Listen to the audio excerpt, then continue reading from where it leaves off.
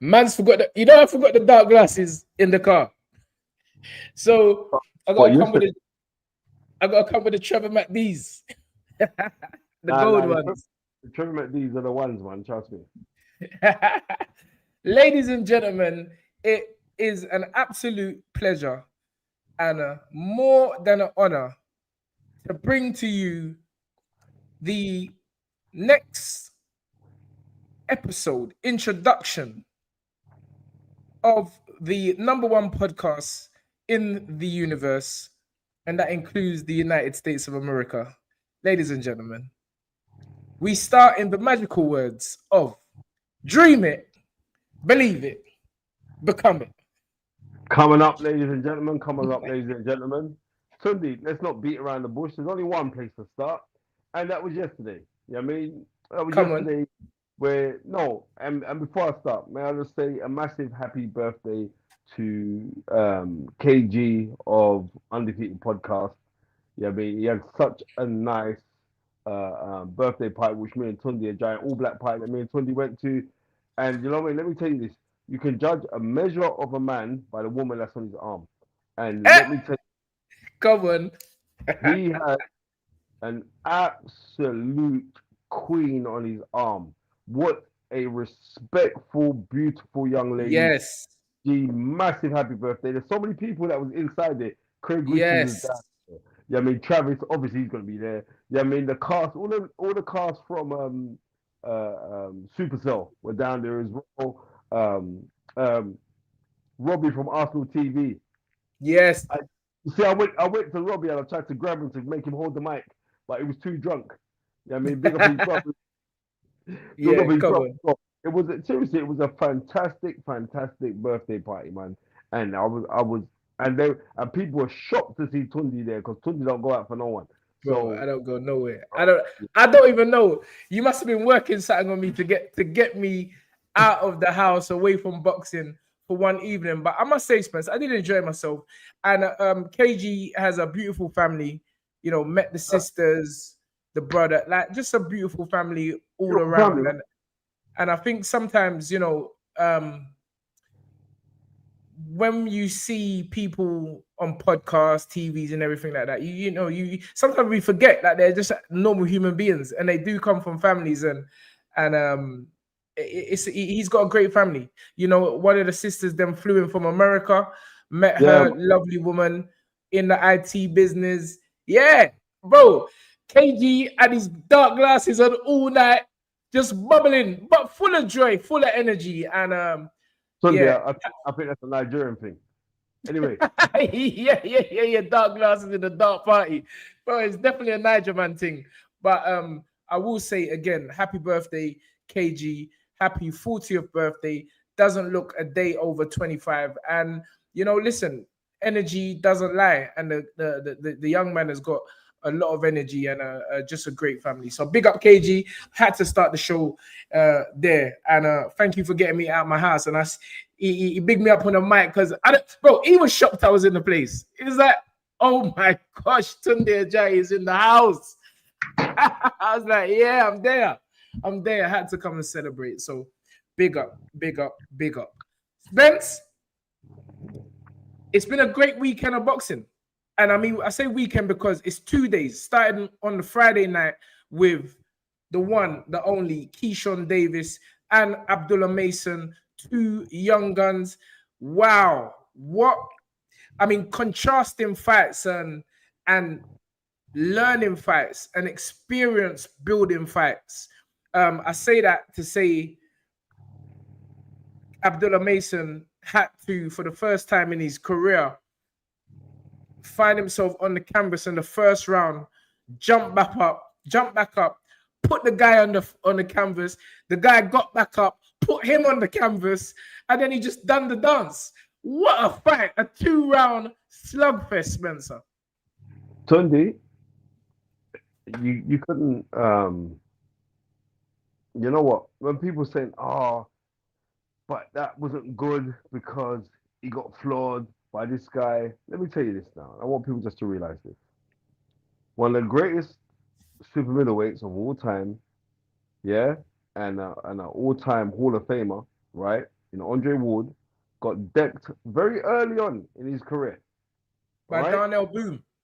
Thank you very much. But Donald Boone's a bad man still. Don't get But twisted. Darnell Boom dropped Kovalev. Darnell Oh, Boom was one of them man there from the road. He was from the road. And on any given evening, if you ain't on your P's and Q's, he can do damage, Spence. yeah, Tom, you know what I'm gonna do? I'm gonna change it. I'm gonna take out my audios from here Okay. because Come. people are That's a complaining. quick sound. But yeah, Darnell Boom, dropped Andre Ward, dropped Kovalev. He was always the guy that could literally turn a fight on its head with one punch. And you're saying it, and going back to the historical facts of it, Spence. Carry on. You mentioned Ward and Boom. You want to go even deeper? I mean, I could go all the way back to June of 1963 at Wembley Stadium. A young kid from Louisville, Kentucky, gets decked in the fourth round badly by a man called Henry Cooper, the old Emery's hammer. Knocked him down with a vicious left hook. And yes, the difference is this: he was gone. Ali was gone, and he managed to get up. He didn't know where he was. I can't say Ali because he was then Cassius Clay, right? He didn't change his name till the year after, right? But he was gone. So wait a minute, did that stop him from not becoming only 8 months after becoming heavyweight champion of the world? His next fight, become heavyweight champion of the world and beating Sonny Liston, who was seen as at the time deemingly to be the greatest heavyweight champion of all times, over Joe Louis because how wicked he was. So I don't want to hear no talk about a young man touching down. It's no problem getting touched down. It's what you do when you get back up, and he proved that. So he showed so much. I mean, listen. Okay. Again, this is what what makes me laugh, because sometimes they say, the old adages in boxing. What's he gonna be like when he takes one on the chin? Well, listen, the young man took one on the chin, got back up, and he stopped the guy. So already, I think early in this embryonic stage of his career, he's already ticked a major box fence. Thank you. And you know what? Also in these kind of things, is when you go into those kind of fights, because, and he's still, listen, the kids had 5 fights this year, 5 KOs. Right? Let's call it as it is, right? And he's still a kid. What's he, 19? He's 20 now, isn't he? Yeah, 20, I believe, yes. Right, he's 20 years old. He's a baby, right? Absolutely. So when people say, and that man came for a Rockers, and you got caught, you went over. Hey, Bobby, right? I hope my sound's a lot better now, right? Yeah, so, it does, right, he got caught, he went over, no big thing. He got up and he showed substance. And the best thing about it is this: when he got knocked down, he didn't show panic. There was no demonstration of panic. It was like, okay, cool, I'm gonna get on and do my work. And we saw what he did. Right? I've seen Cotto, most probably one of the greatest, top 3 greatest Puerto Rican fighters of all times, Tunde, get floored. You know what I mean? Yeah. I don't care about that. I mean, forgive me if I'm wrong, but I don't think there's been much criticism at the fact that he got floored. I mean, I haven't heard it. I saw like on a post where Top Rank put up, and then people were saying, nah, it was really bad, blah, blah, blah. Something defending you. And then I put the same, the analysis, the historical analysis and parallels of great men in the past who've been floored early in their career. You know what I mean? And I'm saying it's all right getting floored. Check this one out. Let's not talk about floored. Let's talk about getting knocked out, yeah? Because it's like people seem to think of Bradus Prescott down to Amir Khan. We forget. Forget that. But didn't Amir Khan subsequently from that time move up in weight and beat Katolik for the world crown in one of the best performances that I've seen in a British ring from a British fighter? Yeah, he bust up Katolik. No, that was bad. That was a bad one. He actually bust up Katolik. Right. That was a pasting and a half. Okay. Pick up Amir Khan for that pasting there. Right. I watched that live. That was a beating and a half. Okay. Young kid, after being knocked out by Bradus Prescott, as you said. Go ahead.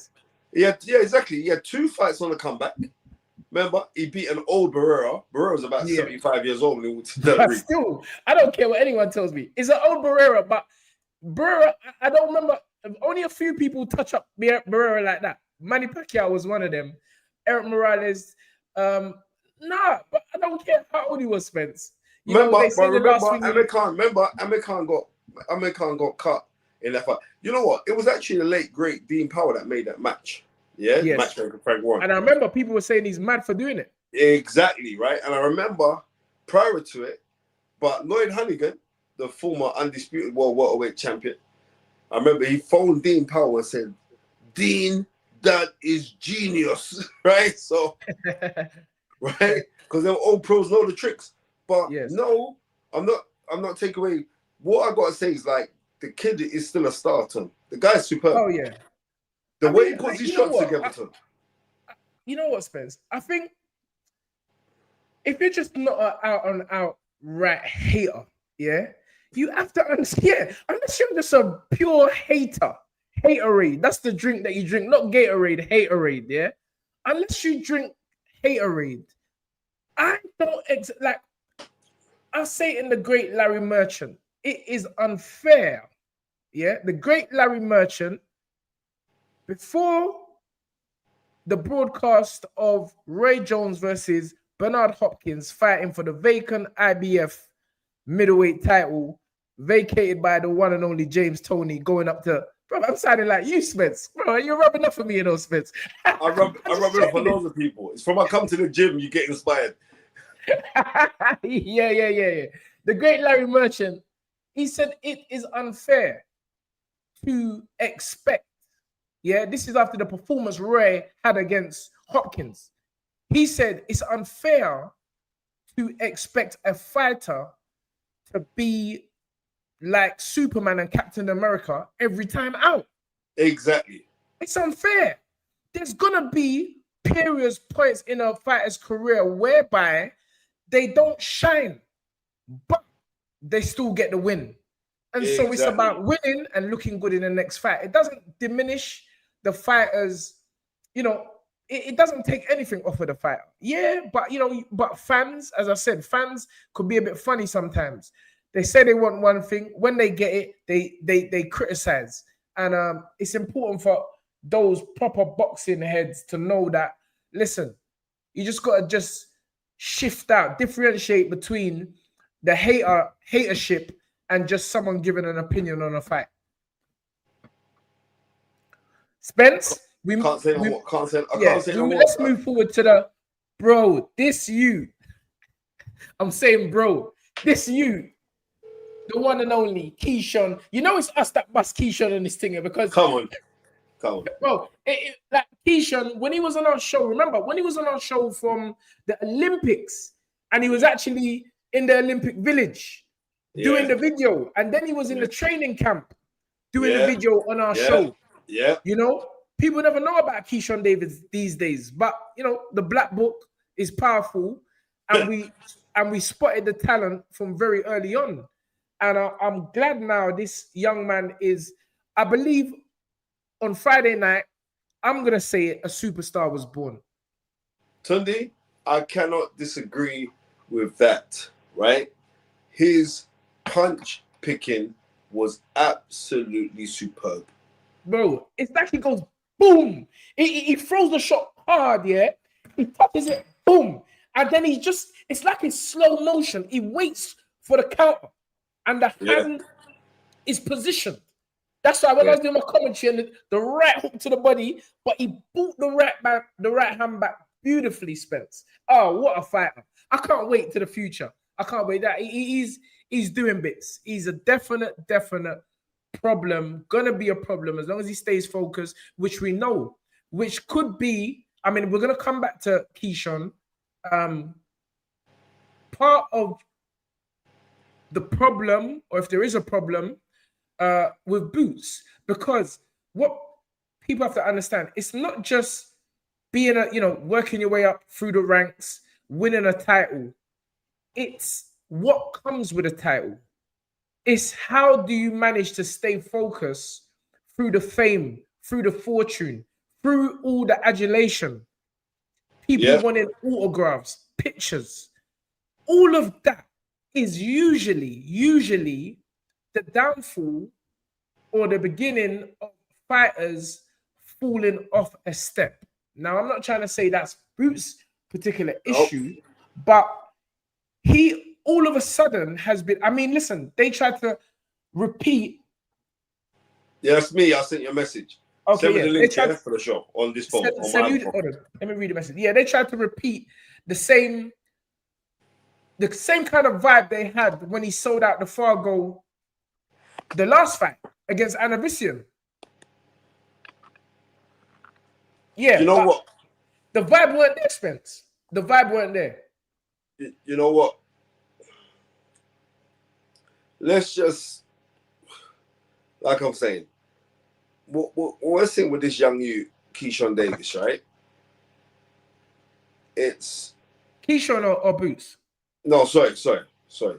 Boots Ennis, not Keyshawn. Sorry. It's what we're seeing with Boots Ennis is this, right? He's not a extroverted person. Yes, sir. Yes, sir. Right? Very humble brother. Right? In his personality. His dad is. I wouldn't say that, you know. No, his dad's got lyrics, man. His dad's been on the show. The dad's got lyrics, but I wouldn't say the dad is overly. No. But what I'm trying to say, his dad's more extroverted than his son. His son's very introverted. Sir. He's a very introverted young man. I respect him for that, you know? Right? Yes, sir.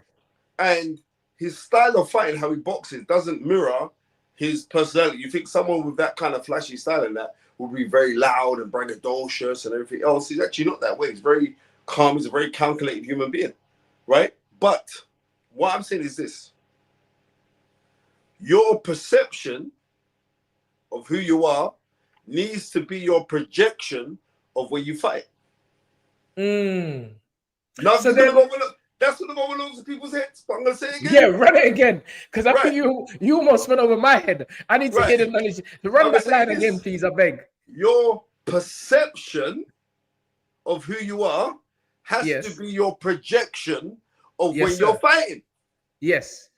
And he's not projecting. Tunde. He's not projecting the perception of I'm the best fighter in the world, because he constantly says he's the best fighter in the world.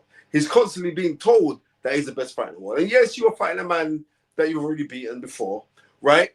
But the perception of what has been created around you is that no one ever want to fight you. Everyone's ducking you. When your name gets called, everyone's ducking you. And yes, you are very good. You are very, very good. I remember he broke up some little Colombia man, yeah? And Jamie Moore had this junior middleweight you, yeah? From one of them Kazakhstan countries, yeah? And they thought, oh, well, if Boots stopped him in about 6 rounds of that, yeah, we can put this Ute in, because this Ute was a titled amateur. Must have had about 6 fights. I remember covering the show for ESPN, yeah? And the Ute fought this little Colombian man, or where he was from, Nicaragua, and the Nicaragua man just broke him up. And this Ute could fight, you know? And this Nicaragua man just broke up this Ute from Kazakhstan. So it just shows you.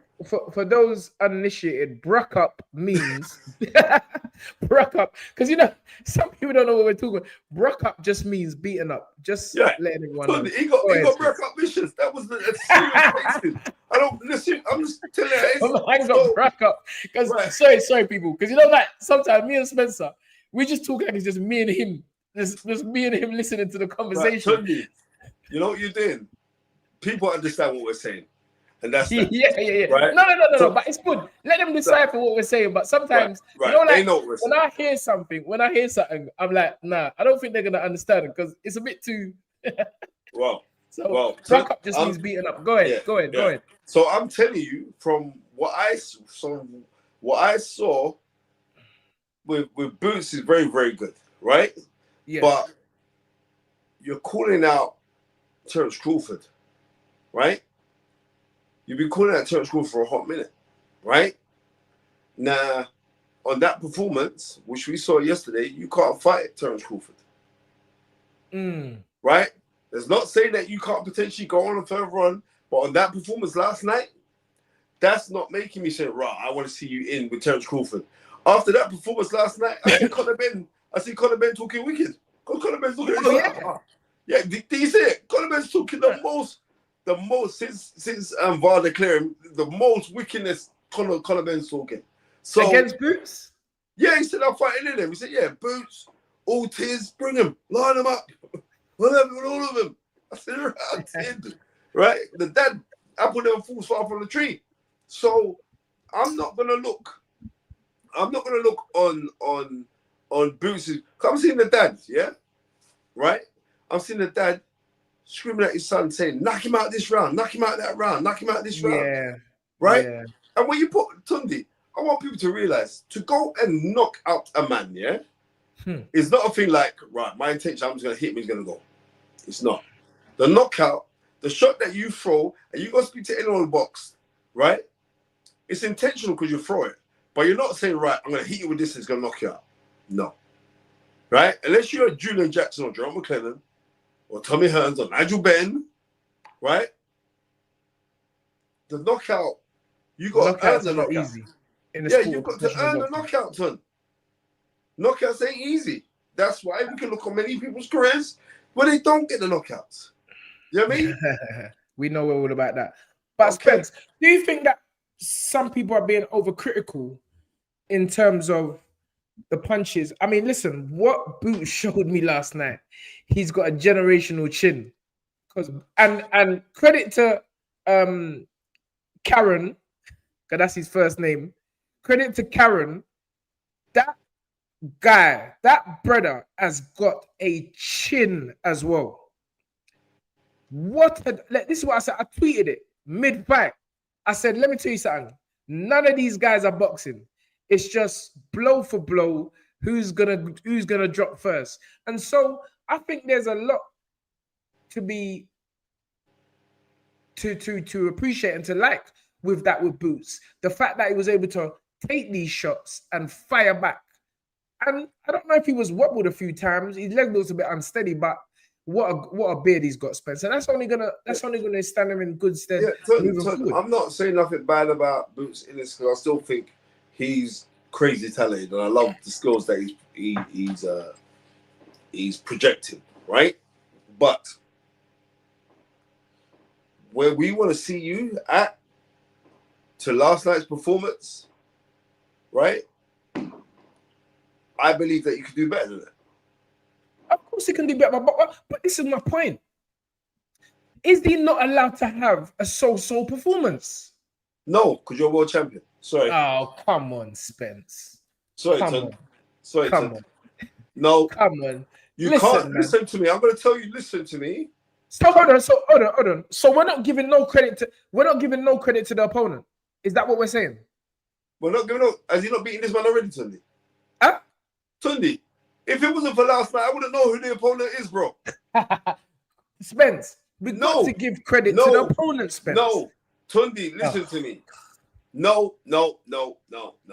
I'm not giving no credit to the opponent whatsoever. Right? You know why? Let me tell you. You're a hard guy, you know. You're a serious hard guy. I'm going to tell you why. Because Tunde, let me tell you this, yeah? When you reach the age that I've got, yeah, I haven't got the time to not see a man being promoted in the way that he's being promoted and him not show me his best. Well, he's only been with Eddie for 2 fights now. This is his second fight with Eddie. Well, like he was very inactive before that. I heard a lot of excuses last night Ton, listen to what I'm saying to you, bro. Gun. Right? No, you're not allowed. Well, I'm paying my subscription to DAZN as well, right? I was watching part of I was listening to part of the show in my car while I was driving back from KG's party, right? I'm saying, no, you are not allowed, right? Those kind of flat performances when we are seeing you call out Terrance Crawford. No, but he's supposed to call out Crawford, Spence. Yeah, all right, Ton. So then, he's a young boy. Tunde, why you're calling out Terrance Crawford and why you're validated for calling out Terrance Crawford. You can't be calling out Terrance Crawford, then putting a performance like that. If it's anybody else, Tunde, it's because of the measure of where we're measuring him. Because I'm seeing some intergenerational talent in this brother. So why? But I never seen it last night, Tunde. So then why are we not giving him an opportunity to show his career didn't finish and start yesterday? No, He's got a long career. The but guy he had a is chance yesterday to show it. No, Tunde, I had no doubt in my heart. suspense. So I can't believe that you're telling me that this guy can't have one performance and can't turn out to be a super, like a multi-weighted, multi-talented, a multi-gifted. I didn't say that. He just had a bad performance. Tunde, I didn't say that. I didn't say that. What I'm saying is, and I'm gonna reiterate this again, that you cannot be calling out Terrance Bud Crawford in the manner. Why? Hold on. Is he not a fighter? Tunde, is he not a fighter? Tunde, is he not supposed to call him out? Tunde, of course, but you're not listening to me. You don't listen to me. You're still not. You're listening, but you're not comprehending. And you're a very learned man. So why don't you listen with the thought of comprehension behind it? Okay, I'm saying again to our people at the fighters, right, and to my learned brother, Tunde Ajayi, the master genius, that you're calling out Bud Crawford, potentially the pound for pound best fighter in the world. Yeah. Give us the reason why you're calling him out. Not just on potentiality, but let's deal with the actuality. The actuality is what we actually saw last night, brother. No. The actuality is he has 29 KOs out of 33 contests. Yes. And so he has the right. He has the remedy. He's proven he has got the potential remedy to challenge someone like Boots. And I'm reading this comment from Kwame saying this is Boots' second consecutive underwhelming performance. He isn't improving. Spence is right. So what I want to know, Kwame, are you telling me you are assessing these underwhelming performances if he has knocked out 29 of 33 opponents? This means only 4 people have gone the distance. Take away 2 underwhelming performances. So you want to judge him on the other 2 and disregard the 29? Tunde, get out of here. Listen to me. Let me tell you. Get out of here, my friend. Get out of here. Tunde, you're not listening to what I'm saying again. I'm not listening to it. I'm talking to Kwame, the game. You can't tell me that because he had a soul. Hold on. Again, are we talking about he just fought flipping postman from down the road? Hold on. Tanzian, is the number 1 in Ukraine. The number 1 fighter in Ukraine. We already know about Ukrainians. Lomachenko, Alexander Usyk. These men are serious. These ain't no joke brothers or joke guys. It's not a joke performance. I guarantee, Postman Pat. Postman Pat from down the road. I'm guarantee you that if you analyze, which is what I don't really expect the fans and the watchers and the listeners on the Fighters Right to do, but if we analyze the opponent, we will notice that this guy is a serious fighter, Spence. He ain't a pushover job. He definitely, and how do you know? He went away after getting thoroughly outboxed on the back foot, almost being stopped in the 10th or 11th round with a body punch, came back 2 fights later and gave Boots, in my opinion, probably one of the hardest fights he's had thus far, Spence. These are facts. This is not emotional. These are facts. Okay. And thank you, Bobby Wright, for the one. Let me pick up the Snapchats because you know me, I'm getting into one. Big up Bobby Wright for the $4.99. Evening, guys. What a great weekend of boxing. Hope you're both keeping well. Yes, Bobby B. And thank you, Bolts, for the $4.99. He says, who would you both say looked worse last time out and got pushed harder? Bud against Madrimov, another Ukrainian, if I'm not mistaken. in LA or Boots last night again. And I have to check. Smelly ranking. I'm telling you about these men here. These men are not a joke. Hold on. Let me go. You know I have to look. Hold on, where are we there? Jaron Ennis. Oh, this is the number one welterweights. Let me just go Boots. Go carry on, Spenny. Sorry. I'm getting into one. Son? I'm telling you again. Buddy's not even ranked for welterweight no more. Yeah, Son? Buddy ain't ranked for welterweight no more. All right. But I know. I'll go to David Anavisian. Then I'll go to because Bud fought Anavisian, and then I'll go to Madrimov. No, he's actually Uzbekistan. But then, man, there, I don't want to be, I don't want to, what's the word? When you're just calling two people the same thing. But Uzbekistan, Ukraine, they ain't far off. These men are tough, Spence. Of course they're tough people. They're tough, hard individuals. They are hard people, Tunde. They're hard. But who would you say was pushed harder? Bud didn't look impressive in his last fight. Well, Tunde, Bud was fighting a world champion.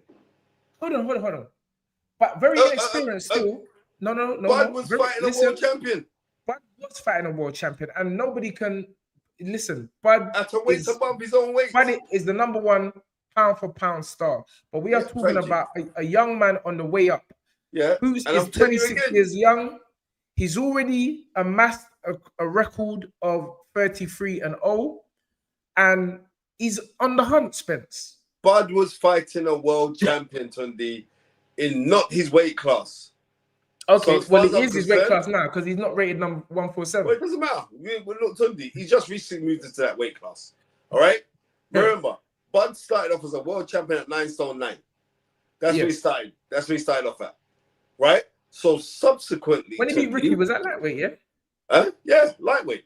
He beat Ricky. Yeah, but Bud is like super, just special. Right. So I just want you to realize that he's a lightweight, and you know the disparity in weight. So from lightweight, he's got up from 9 stone 9, 10 stone, 10 stone 7, and now 11 stone, and he's been world champion at all of those weights. And 2 undisputed. 2-time undisputed. Right. So, as far as I'm concerned, right, but performance was still better than what Boots put in yesterday. Considering the opponent. Considering the opponent. Yes, right? I have to agree with that. Listen, all right, thank you. If Bud was, all right then, let's go back to a welterweight Bud Crawford. A welterweight Bud Crawford going in against that man, what's his name? Chuka Kazani. Yeah, Chuka, right? What would Bud of Crawford? What would Bud Crawford have done? Why you call him Chuka? Right, what would he done to Chuka? You know, Chuka, mate. Why you call him Chuka? Let's just call it as it is, right? And this is not us sitting down hating on Boots because fan of Boots, right? And Millie's dad goes are cool. Spence, right? I'm not gonna let you get past Chuka. Why you call him man Chuka? I said, ranking. Anyway, sorry. You know we have to joke. We have to joke in the show because it's too serious sometimes. I'm just like I said to you already, Eton. I'm just saying as it is. So no, I will not be jumping up and down and saying because. The reason why I can go hard on these guys is because I know they could do better, and I actually want them to do better. I want to go back to your point what you made about perception and projection. Yes, I think it's had to sit in my brain cells for about the last 10 but minutes. You've got it now. I know you've got it now. No.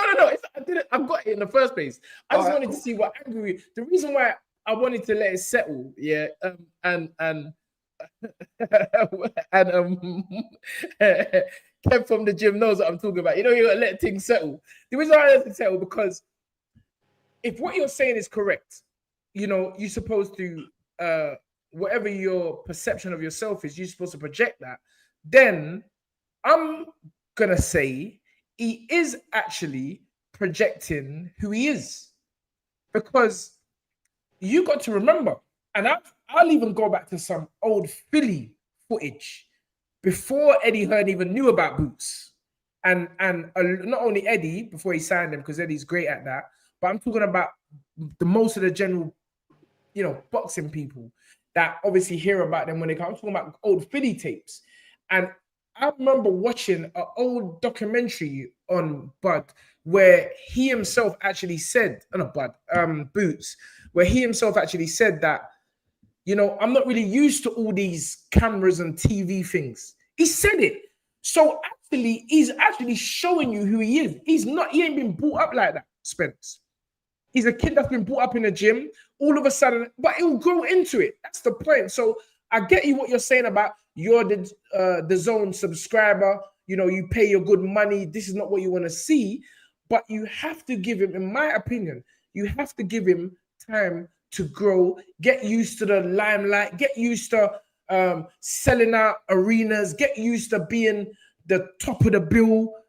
This is all new for Boots. Son, Eddie Hearn, one thing about Eddie, when you jump into Eddie's lane, he's going to do it big. That's what Eddie's fantastic at.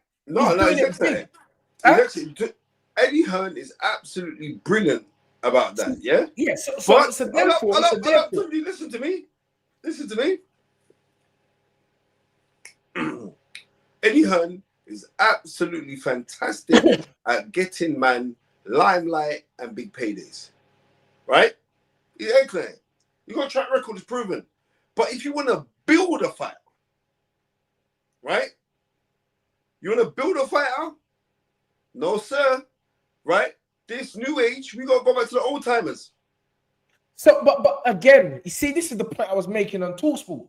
We're talking about building a fighter. So okay. So then when we do have a fighter who's got a near 30 fight record, people, not necessarily you, want to criticize the fact that he hasn't really got no one in his resume, not knowing or not realizing that this is the way to build fighters. This is how you're supposed to do it, Spence. Tunde, I totally agree. And I'm saying Eddie Hearn hasn't built Boots from the ground up. He's just been with him for the last two fights. Okay, right? Okay. But Bruce Ennis was the most desired person in America to get signed, right? So what I'm saying is, he was already with PBC. No, but that was like an on and off relationship kind of thing. Like everybody was looking to sign him up. You understand? You sure about that? I'm Tunde. I'm telling you, everybody wanted to sign him. Right? Okay. Well, and it will come with fact checks as well. And even the dad even said it on the show. And he goes, oh, well, you know what? If we start with you, then we're going to go until you show us something different. Remember the dad said that? Right. Yeah, he did say that. So, right, exactly. So I'm saying this. It is not me being critical of Bruce Ennis. It is, in fact, I'm admiring the young man. But the thing about it is this. I'm admiring him so much that I believe on the things that I've seen him do in little pockets that he could do far better than what he did yesterday. And Tunde, and it was a lackluster performance simply because of the weight of expectation that Spencer Fearon, I don't care what anyone else has got on him, that Spencer Fearon have got on him. Okay, that's not his fault. What? It is his fault. That's not his fault that you got the weight of expectation. It is his fault.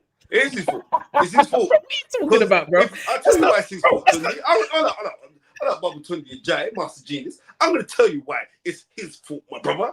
It's his fault because Spencer Fearon, left from the party, yeah, where it was a cool, nice party, and was buying up beer drinks, and I left from there, and I've gone home. Hey, just a little newsflash. Spencer Fearon is buying everybody drinks and parties. So if you want a free drink, just find out where Spencer Fearon is, and you're set. I'm like, bro, I'm looking at him. This guy's backing out American Express card.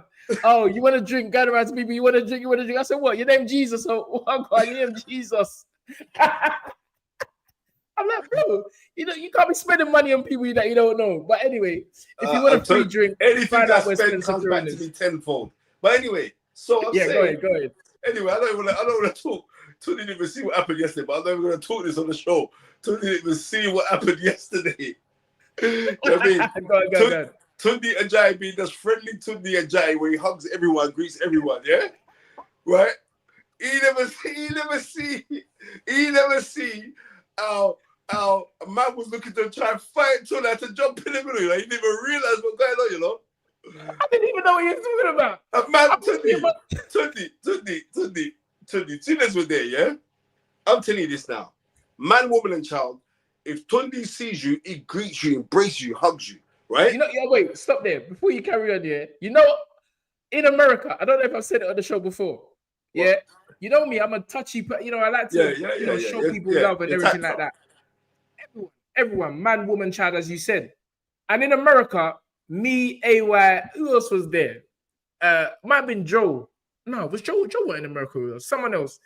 But the staff, she was helping me, and like, you know, I extended my hands and she went, "Please, sir, do not touch me." Bro, please, sir, do not put your hands on me. I'm like, love, I'm just showing you a bit, bro.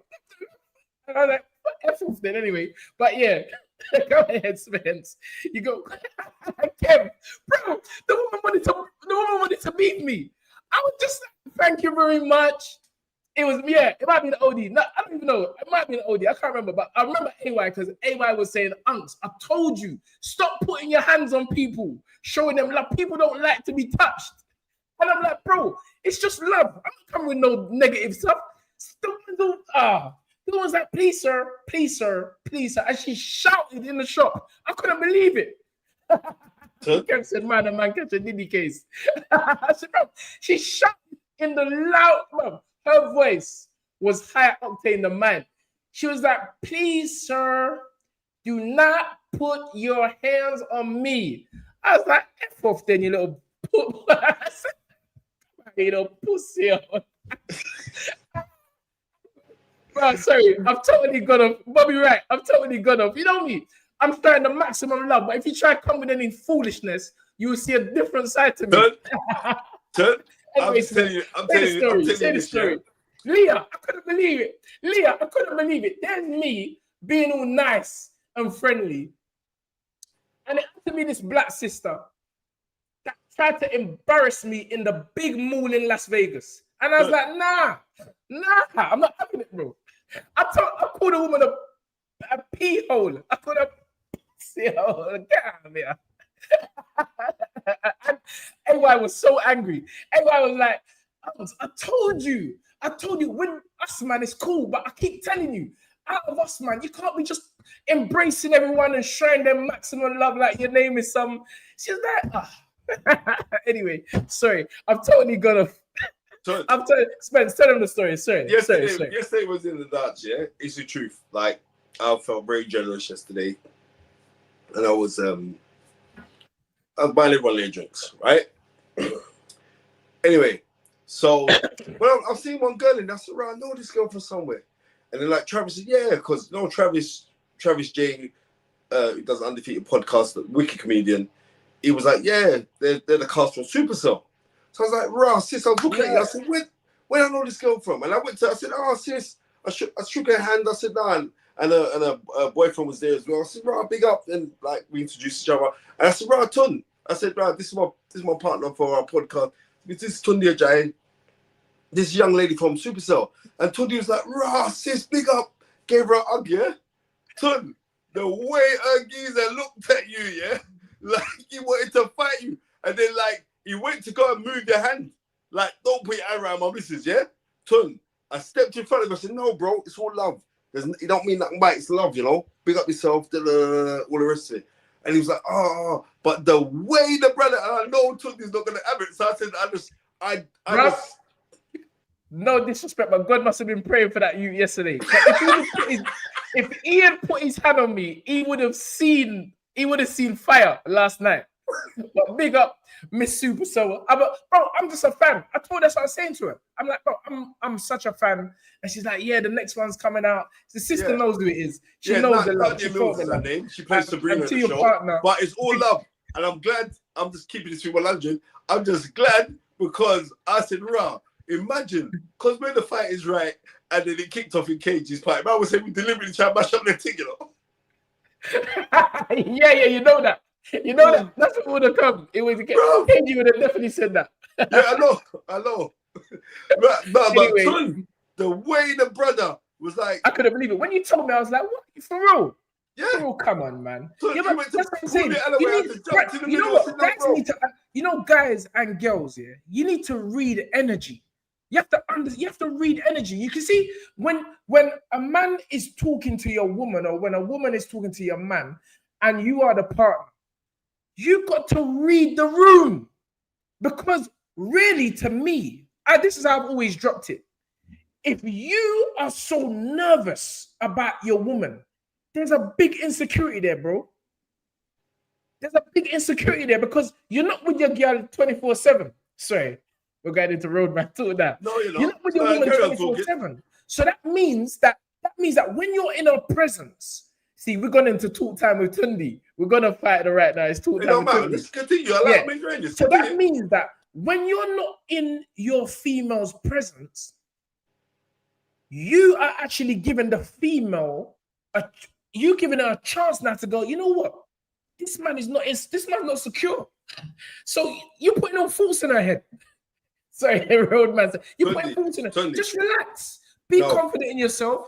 Know that everybody's not China. And to be honest with you, if a man's trying to approach a woman, you should have confidence in your lady that she's a woman of integrity and morals. No, and nothing is going to happen. It's not a case happen. of that, though. Here it goes is this. I'm going to explain to you. I believe that girl Nadia Mills is a lady of integrity, very, very nice young lady. And her geezer, I've forgotten his name, right? I don't think it's down to that. I think it's down to the fact that man see your little black shiny face, right? And the way you was like, oh, that's so happy, like, oh, I'm a fan of the show, oh, sis, yeah, right? And I'm saying, Auntie Yarde already warned you, stop this hugging business, Tunde.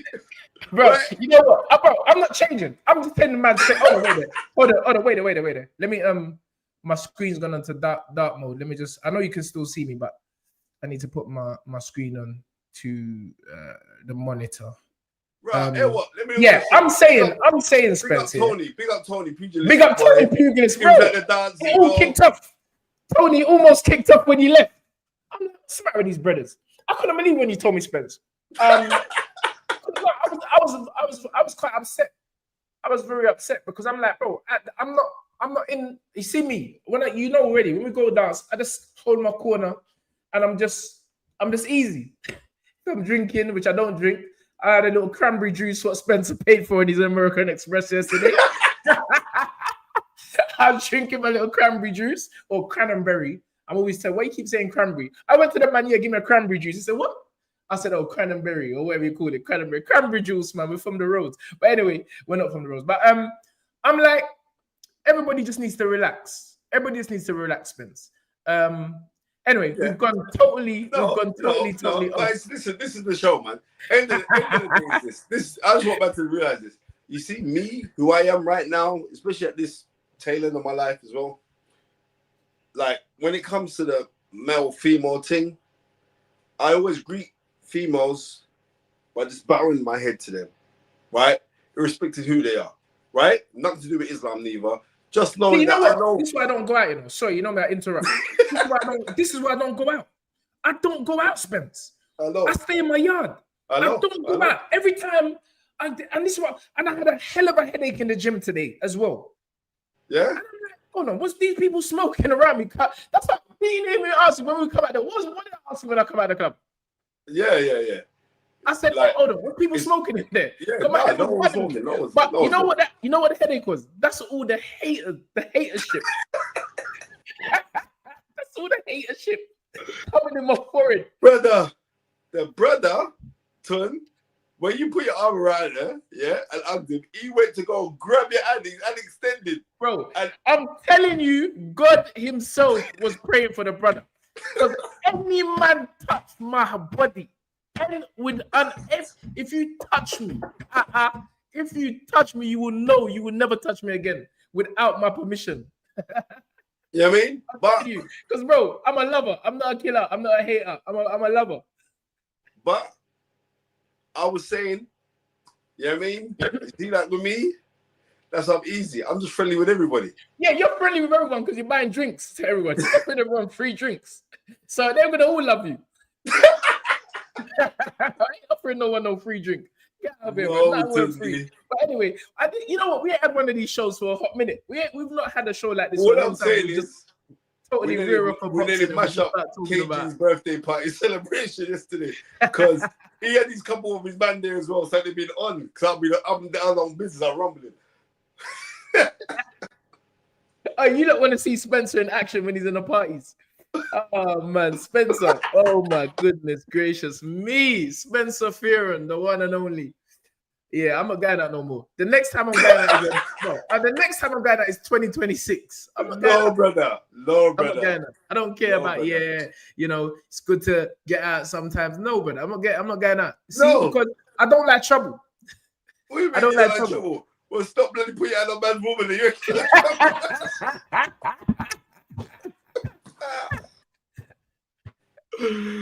Because you know what? So you know, like right now, I'm making this cartoon series. I let everyone the fights right now. We're making this cartoon series, yeah, of stories, right? And this is gonna be one of the cartoon segments today. I swear down, this part here is gonna be one of the cartoon segments. Come on. We're making cartoon segments. Yeah, straight left hook. Daniel J. Boateng knows what time it is. Any man without my permission, any man would no. Any man it's in a dance. I just don't. The environment of parties has always got me. I'm always sharp and alert. I just don't like the environments. Me and Craig Richards, I ended up just me and Craig because Craig was in the building like yesterday. Big up Craig Richards. Big up Craig. And, me and Craig, none of us drinking any alcohols or consuming any alcohols or any spirits. And me and Craig just end up talking. We're just talking. But I want to know, how on earth, is Craig not fighting that cruiserweight? Craig's very big. And he makes the weight easy, you know? Yeah, but you know me, when man say they make the weight easy, I've never believed that. No, I don't believe that talk. That's boxing talk. One thing I know about boxing and going back to boxing and weight management, it's never easy, Spence. And I feel that fighters have adopted this kind of like almost adage where they say, I make the weight easy. It's not easy, bro. It's not easy because none of them, most fighters I know come from working class backgrounds where they've been actually brought up on bad diets. They've been brought up on bad diets, a lot of starches, a lot of carbohydrates, fatty foods. And so the biggest part for fighters is usually the dieting. You understand what I'm saying, Spence? I mean, you've been a fighter, so you know these things. It's usually the dieting. So I've never believed when man say it's easy to do weight because I know the sacrifice that it takes. At fast food, yes. So when I was living at my mum's, my mom and dad, yeah. Yes. You think my mum and dad want to hear about I've got to cut weight? You think my mum, especially, God rest her soul in paradise, yeah? I was just thinking about my mum today. I was talking to one of my friends. I started crying, Come on. But it's good to cry. And I was like, Ton, you see the day moves at the Lynn? When I was at the Lynn, I was boxing for the Lynn, yeah? I remember boxing in the London Federation of Boys Club Championships, yeah? And them times, you fight twice on a day, you know, Ton. Yes. Them days you fight twice a day, on a day. Then you get into the semi-finals. Then you got the finals, you come back, and then the finals, you're in the finals, that be on one single day. Or no, you have the semis and the finals in one day. Right? And I'm talking this in 1992. And I remember, 93. And I remember boxing some tough African boys. I knew you was going to say that. It was a tough African. I knew you was going to say tough African. Everything about the youth was tough to it. His skin was tough. His hair was tough. His hair was so tough. It was poking me outside of the head guard. It was a tough youth. And this is at Elephant and Castle, yeah? I remember I remember for the build up for that, them times I was with Kim. Like she used to come to my house and ride my mountain bike. Well, it wasn't my mountain bike. It was actually Country's mountain bike. Country ain't gonna remember.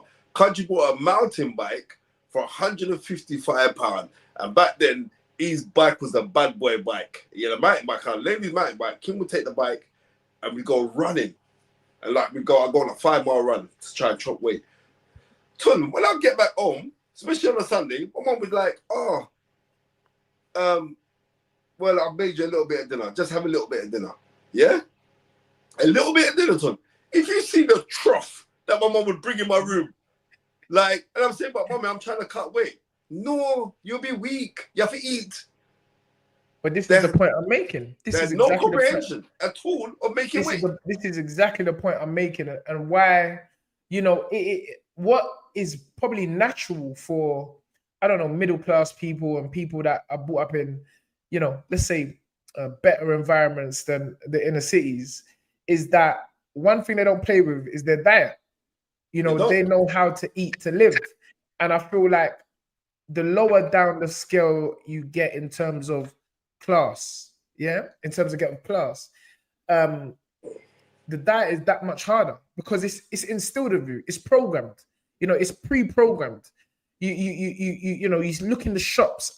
Gus posted a thing on his WhatsApp story yesterday of some yard woman. I don't know if you saw it. And she's like, yes, me now I forgot Jamaica again. Them have sew us up, this, that, just that. Sorry, that's my Jamaican accent. Them have this, them have jelly, them have this. And I'm looking at this woman. I don't even want to start saying what I want to say about the woman. But I'm like, do you know how processed this food is? Do you know how much sugar is in this food? How much flavorings? It's like, this ain't good for you. And let's bear in mind that boxing traditionally is a working class man's sport. So this is why weight is always an issue. You understand what I'm saying, Spence? And that's what makes it hard. So, I mean, we've read off, but it's all to do with boxing. It's all to do weight making for fighters. We're talking about fighters. We're not talking about man who went Oxford, Cambridge, playing croquet and polo.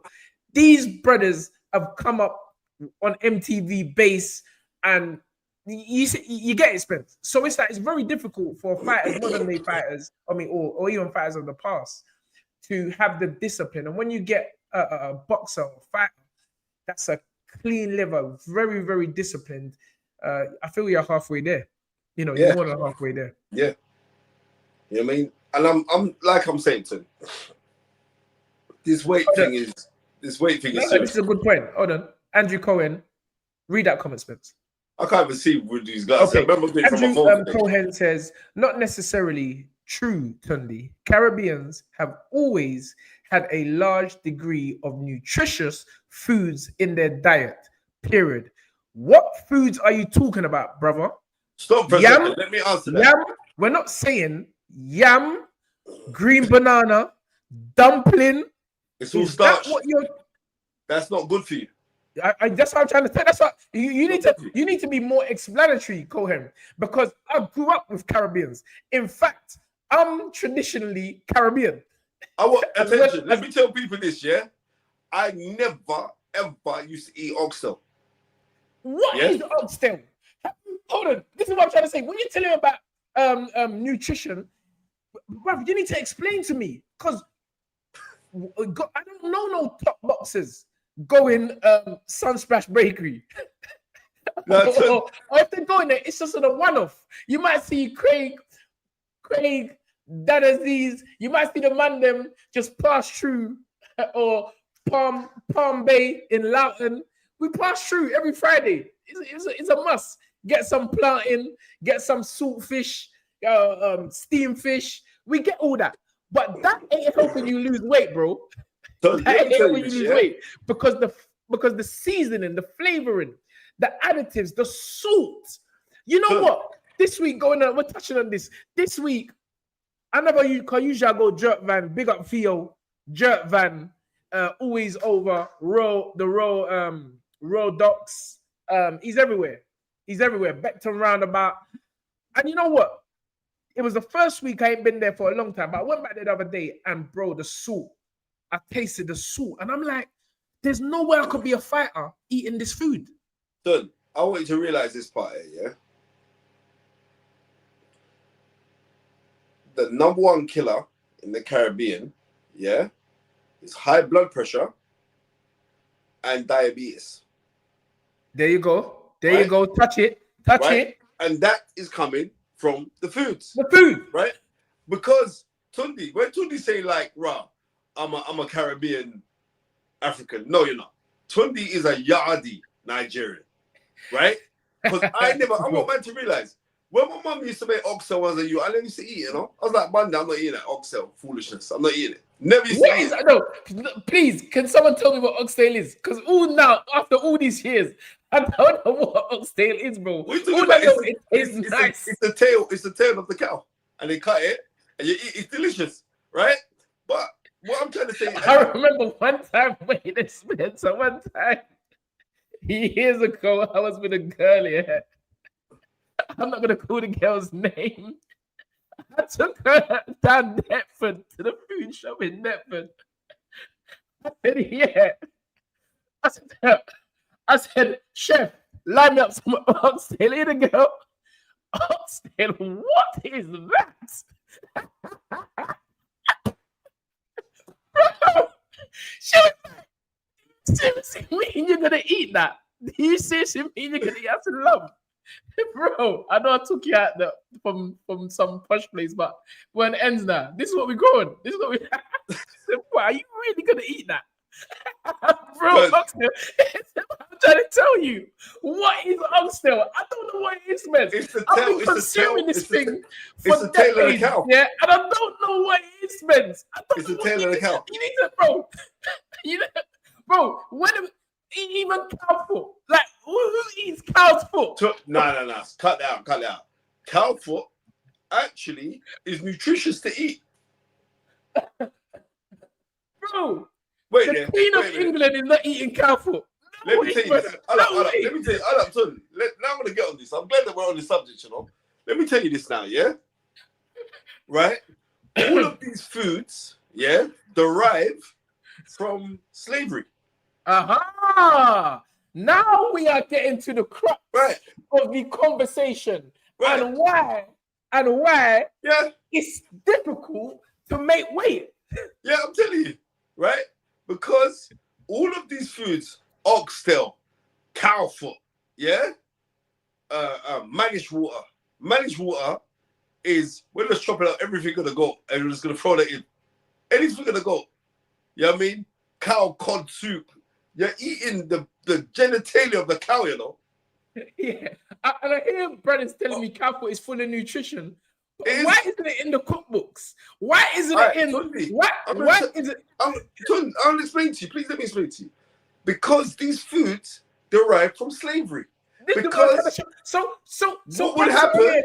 I'm seeing comments. Man trying to make an argument. And Andrew Cohen, you're trying to tell me, Tunde, don't get takeaway Caribbean food confused with home cooked Caribbean. But I'm trying to tell you that I only started going takeaway places later on in my life.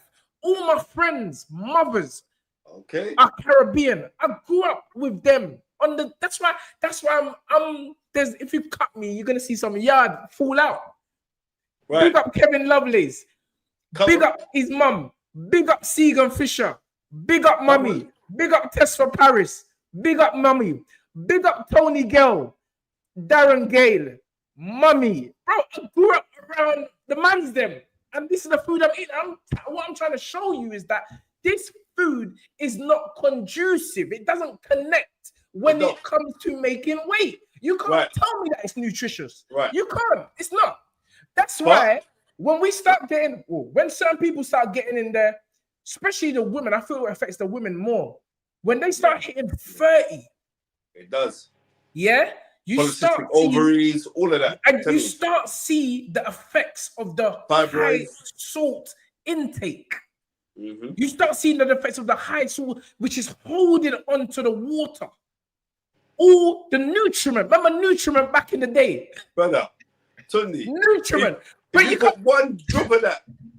You know what? The next thing is this, yeah? What the next thing I want people to know is who in their right mind invented putting nutriment in carrot juice and in Guinness Punch? Because we never used to put nutriment in Guinness Punch, Tunde. You know, bro, you got me started now. I'm sorry to go like this. Hello, certain of our nourishment. I'm gonna think. Listen to me, man. Used to put nourish. Listen, I remember the first time I see that. You know, my aunt Pinda, who's my second mom, God rest her soul in paradise. Like, I remember, I went to, like, on Sundays, I'd have 2 dinners. I'd have dinner at my house, then I'd go to my aunt's. And I see, she said, I just made some carrot juice because on Sundays it was carrot juice or Guinness punch, right? Now, how we originally made Guinness punch, I'm gonna break this down to everybody. You took an egg, right? You whisked the egg, or you put it in a blender, right?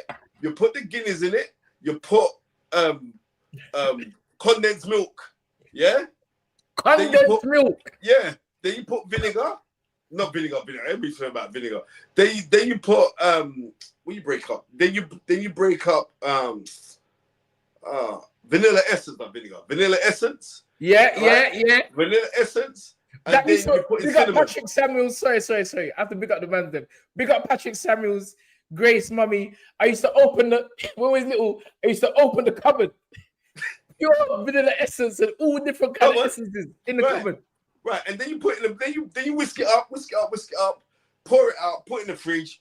That was Guinness punch, right? Then some little sneaky devils said, "No, in the Guinness punch now, what we're gonna put in it as well, we're gonna put nutriment in it."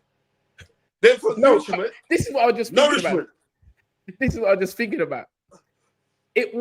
I think it was nutriment. No, it was nourishment first. Yeah. And then they tried to trick us, putting the athlete on the nutriment can. I think it might have been Daley Thompson. They got to promote it. But that thing was so sweet. Tunde, if you look at the can, you get diabetes. You look in the can. I saw Chrissy Blue. She made a comment. Is Nigerian food any better? Fufu is pure. No, it's not. Wait. Let me answer. It's not. Fufu is pure starch, and soup and stews are full with oil. Chrissy, you are spot on. This is why you will see Nigerians in their 30s or so. You will see the plate full up with what they call it, yam. Yeah, I'm what they call it, the new name they give it. I don't know. Liam will tell me. Yeah, the meat, and then you will say a Guinness. You will see a Guinness. It's a salted meat. Salted and a Guinness. Right. It's no better. It's full up of food, and this is the point I'm making. That I'm not, and you know, it doesn't really get any better for. I mean, this is cultural, but if you go into English families and stuff like that, you know, beans, chips, eggs. You know, all that kind of stuff, that's not helping you make weight because it's all fried food as well. Yeah, but what I'm trying to say is this, though, Tunde, yeah? Let me tell you this now. I want you to realize. You see, Englishmen, they can eat that fish and chips and brock you up, you know? No. I'm not trying to say it. I'm just wanting to know that. Listen, but all I'm saying is, I don't want to get into that, but what I'm trying to say is going back to the initial point, which fufu is great. Yeah. No fufu slander is allowed because fufu, eba, pounded yam, amala is all good food, but it just has to be taken in context. Yeah, Rodney Frost, see, 100%.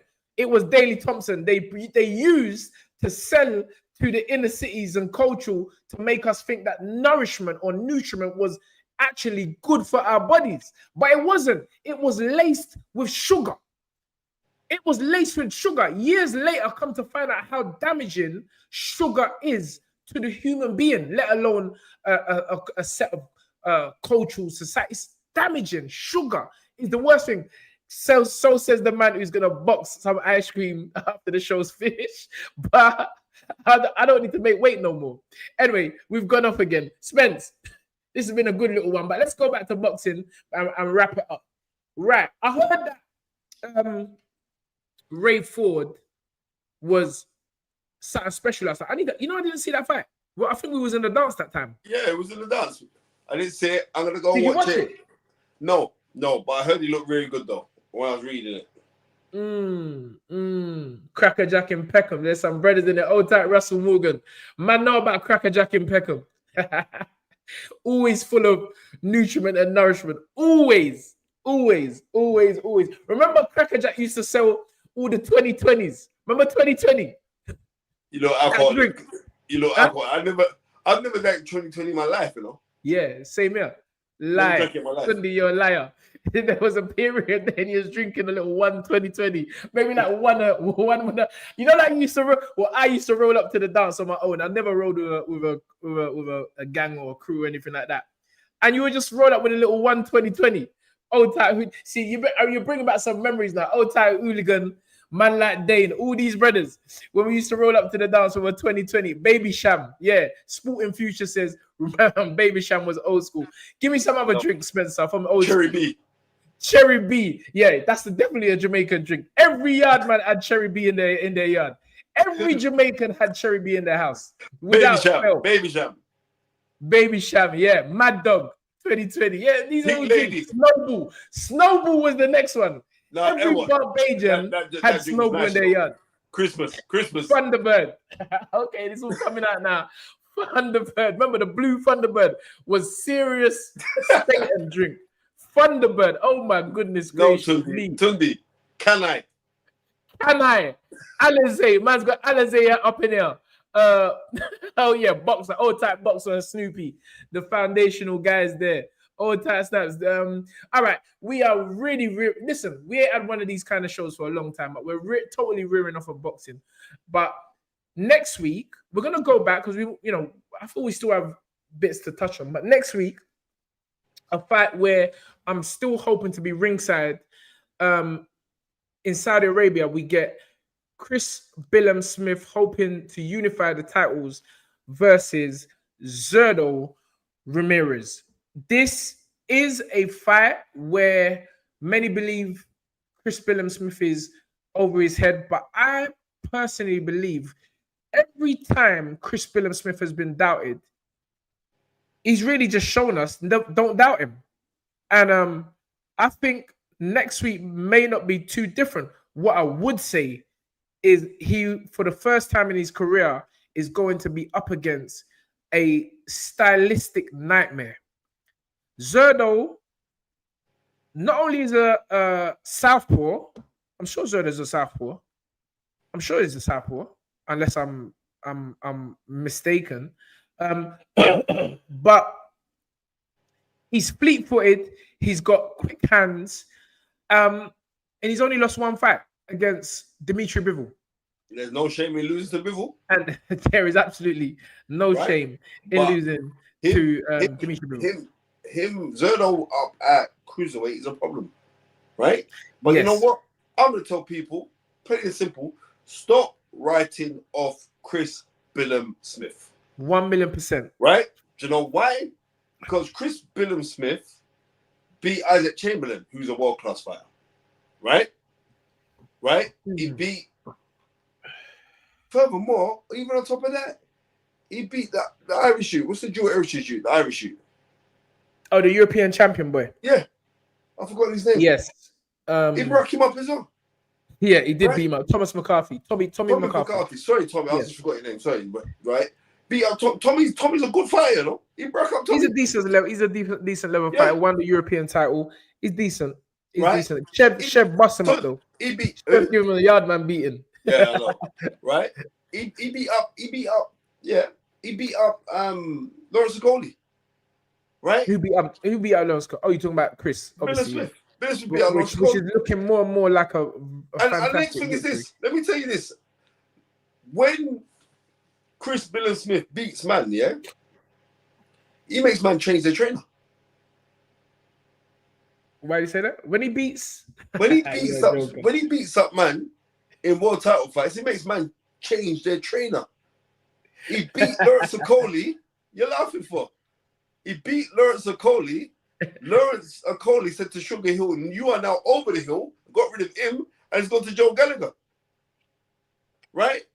He beat up Richie Rapport. Right? That Richie Rapport has left Angel Fernandez. Left Angel Fernandez. Right? And now he's gone to Billy Nelson. Oh, yeah? He's gone to Billy Nelson. So, Richie Rapport is being trained by Billy Nelson. Oh, wow. So this is the type of beating, and it's a standpoint. Well, how did this brother beat me? That right? It must be the trainer. What, you never see what he's gonna do? No, you're going up against the McGuigans. There is a lineage of boxing It's inside their DNA. That's what you're going up against. Call it as it is. Right? So anybody looking at before, I was critical of Shane McGuigan. Not that he's not a good trainer, but he never had the experience, because I remember when Frampton fought, what's the brother for when he fight for the unification fight? Yeah? And he panicked in there, and I seen him panic with David A. I said, boy, you weren't too stable in that. But now you go look at it, he's grown into his position. Stop right there. But this is what I'm trying to tell you about going back to Bruce Ennis. It's the experience, Spencer. And you have to be put in uncomfortable situations in order to grow. In order to grow. Yeah, I exactly. I agree with you. But what I'm saying with this is that, yeah, but whereas it is so big, I don't have the time to sit back down and say, I've got time to sit and watch this boy grow. Okay. Well, that's a bit impatient for me, but well, that's right. I'm entitled to be impatient. I'm entitled to, because I'm not a child in this game anymore. You know what I mean? I'm up in the ages, so therefore, stop saying that. People get fooled because we look young. Stop saying that. Listen, stop saying that, Spence. Live every day like it's your day. Stop. Tunde, I absolutely am. But what I'm trying to say to you is that when you're up in the, I've noticed this part here, yeah. Oh, right. My man just sent me a message, you know. Who? KG. He's just said, honestly, I had the time of my life. Tell Tunde I properly appreciate him pulling up. You guys are legends. We look up to you for all the work that you have done in this space. Thank you for everything, bro. Always giving back to the culture, real energy, love, salute. You're a legend. Yeah, just have to read that one out, and they know. They know. Big up KG. But I'm just saying, when I'm saying like, right, I'm up in the ages, I'm saying that I'm up in the ages like I can talk with authority. I'm not a child. Now people you're talking, they were no, I've seen a bag of things, especially in this sport, right? So when I'm saying that, I'm saying I know what I know in this game, and the people in the game know what I know in the game. They know. So basically, because you know what you know, because you've been in this game, because you're up in the ages, you still won't give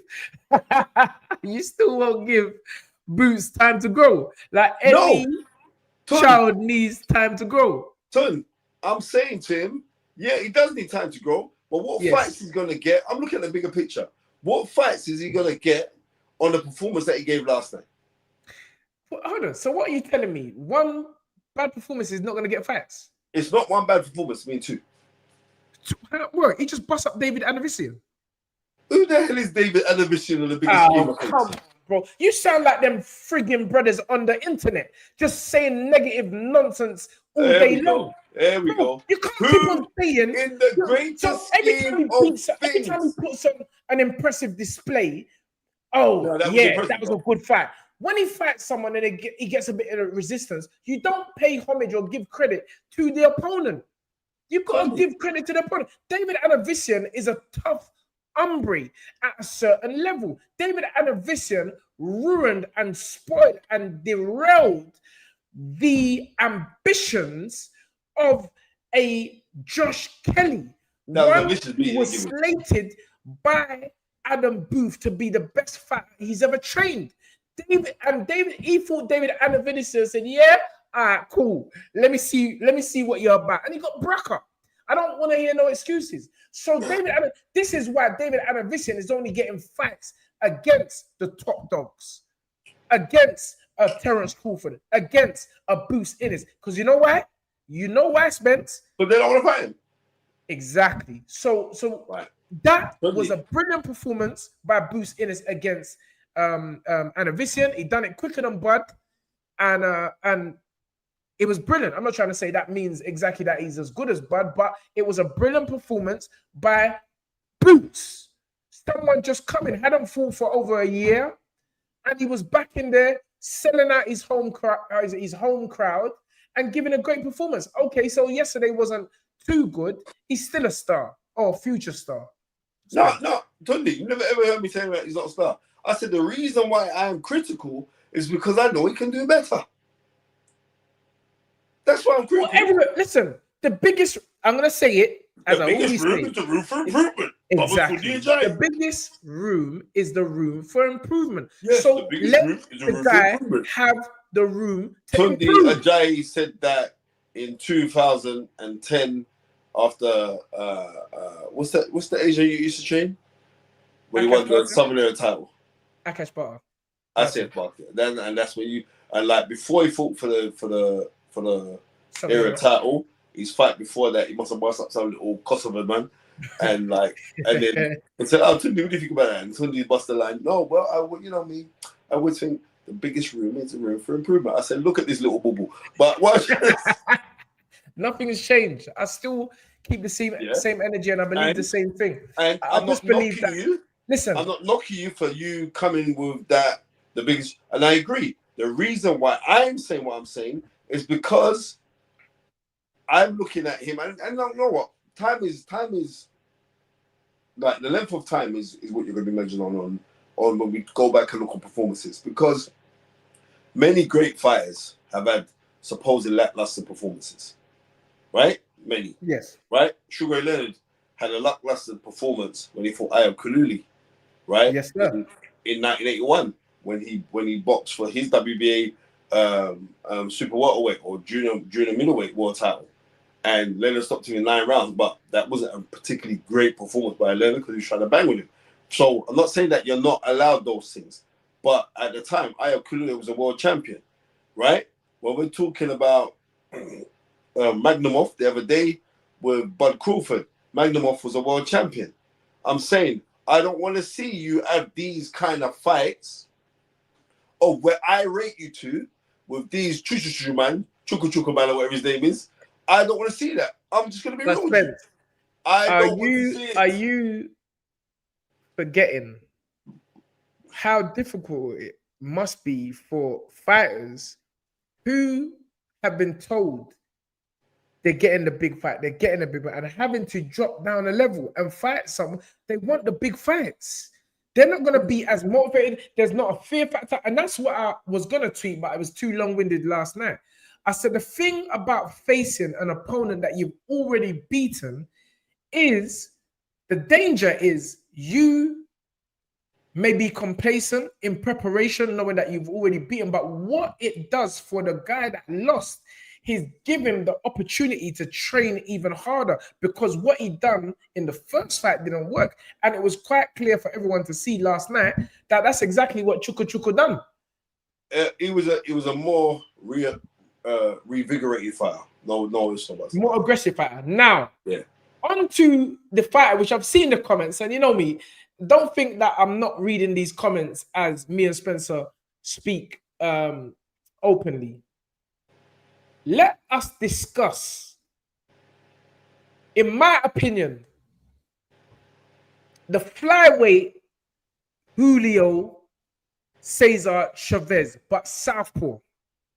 We are talking about none other than Jesse Bam Rodriguez. And I don't know what it took everyone so long to start rating this you.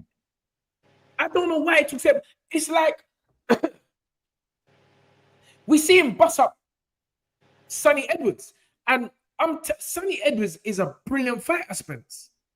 And nothing what Sonny done worked against this young, precocious 24-year-old fighter, Spence.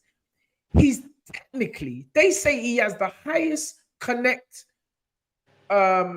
ratio throughout the whole of boxing, Spencer. Son, he's a bad man. He's a bad man. Listen, you see what I don't know if anyone watched the fight against Juan Francisco Estrada. And if you don't know about boxing, you need to go and study Estrada. He is one of the GOATs. Bro? He's one of the GOATs. He actually dropped Bam Bam in that fight. A brief lapse of concentration by Jesse in that fight. But Jesse got back up and delivered a body punch that just done the dance. The kid's a problem, Spence. The kid's a problem. He's more than a problem. He's more than a problem, too. And so now they're talking about him against Inui, which I think is a step too far right now. Yeah. It's a step too far right now. Maybe in a couple of years, maybe 18 months. We'll see.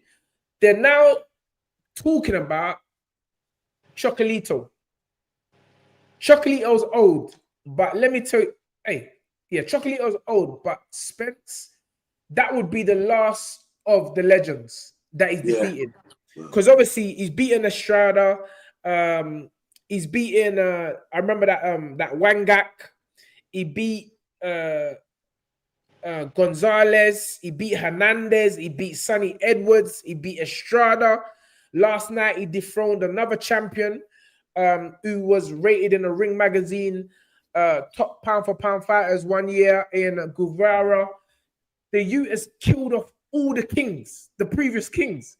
So Chocolito is the only one, but we all know Chocolito's old. And Nakatani, them guys, I think they may be a bit too big for him. Chocolito may be too small for him, really, now, because he's getting bigger and bigger and bigger. But he's cleaned up these lower weight classes. I don't think nobody can beat him in this flyweight, light flyweight sweepstakes. You know what? He's a great fighter. I mean, and I'm gonna go study him some more before I go to my bed. I watched so much of his fights. Remember, because he just really bust on the scene. He's only had 21 fights. A lot of his early fights, they're bad quality. You know, it's not really good. And I have watched everything there is to watch on him. And really, the zone. Nobody. And that's what he says. You know, this is why he credits Eddie Hearn so much. He said that nobody was paying him any attention. And now, really, you know, with the zone, it's not a YouTube thing. If you don't get the zone app, and you can't, the thing that pisses me off with the zone, you can't even screen record. You can't even screen record it, and so study it for your own thing. So it's like when you're watching the boxing, you got to have the zone app, and you got to watch it on their channel. So big up the zone for that security. The security on your app, but you know, I think 3 or 4 of Jesse Rodriguez fights, aka Bam Bam, are on there. Obviously, the Edwards fight, the Estrada fight, the Hernandez fight, I think is on there. The Gonzalez fight is on there, I think, as well. But Eddie Hearn has really unearthed, literally 1,000,000% a legend of the sport. He's on the route to being a legend of the sport, Spencer. And I totally agree. I don't disagree. Please, let's get these likes up. Subscribe. We're going up and up again. You know, I'm not watching people, but I've been watching some numbers, subscribers, Spence. And bro, we're on this thing, you know, because man is not, you know, these podcasts, they're not really, obviously, we're not even doing this seriously. This is a joke to us. And people are listening to what we're saying, Spence, weekly, you know. And you know what? Humor and joke, and it's all good. Because of that, I'm just very grateful, you know? Yes. And that's the truth. Now, next week, we, without question, we'll be doing the watch-along for the 58-year-old once invincible Iron Mike Tyson versus Jake Paul, a 28-year-old brash talking YouTuber who has now decided to take boxing up seriously. Checkmate 734 says, no, Tunde, don't do it. It's gonna be, you know what? Spence. Please tell me this is scripted. I'd like to say that it is, but I don't want it to be. Matter of fact, Ton, do you think like we should do the show next week up in Blackburn? But who what show? What fight? the watch along for Mike Tyson fight. They'll pay us good money as well. Please, Spence, don't talk about money. We talk about that privately. But that's up. You think we should go? I don't mind. I don't mind doing that. Thank you, KKs, for the $4.99. Tunde Spence, do you think Rappel should have called Tunde to train him instead? I think so. Well, everyone writes their own story, but whatever. You know, I was messaging Richard yesterday. These man, nobody has to do nothing. You just do what you have to do. But I'm always going to support these guys because I just like to see people winning. And whatever people think they have to do in their career, just do it. Just do it confidently. Know what you're doing. Try not to make any decisions, knee-jerk decisions. And no, picking a trainer is like buying your first house. You got to watch out for them leaks. But one thing I could say, the move to Billy Nelson is a great move, in my opinion. Billy Nelson is a very, very experienced coach, has given his life to the sport. And he's passionate for his fighters. He bats for his fighters, trained Ricky Burns to become a world champion. And I don't think Ricky Burns was ever the same fighter once he left Billy Nelson. That's just my opinion.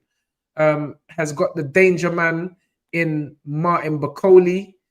I think it's a good fit. But Richard knows himself. He's a Nigerian guy that is going to do what he's going to do. So, and I say that because culturally, we're very stubborn people. So Richard's going to do what he won't do. So big up Richard, and I hope your relationship with Billy Nelson is a fruitful one. Now, Spencer, going back to Mike, yeah? Going back to Mike Tyson. I said it again. I'm going to say it again. I don't like this fight, Spence. And that's why I'm praying that it's scripted. It's got to be scripted, right, Spence? Ton, I don't want it to be, though. Why? I don't want it to be.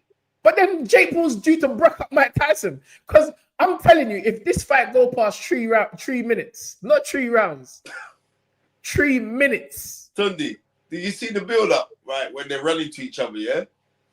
Tyson looked like he broke his back for real. Bro, Tyson, he threw a left hook and I see dust come from his elbow.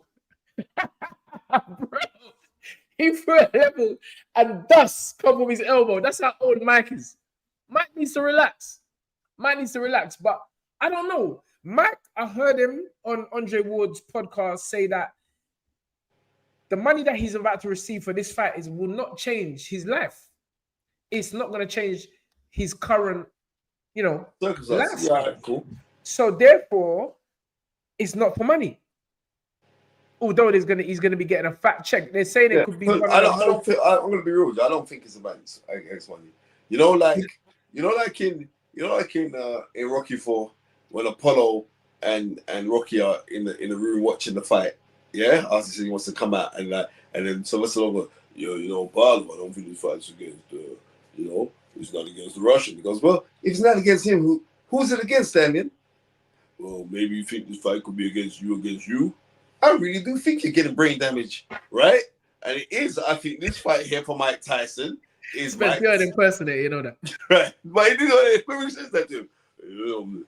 Maybe it's against you. And he goes like, and I think this is the case here.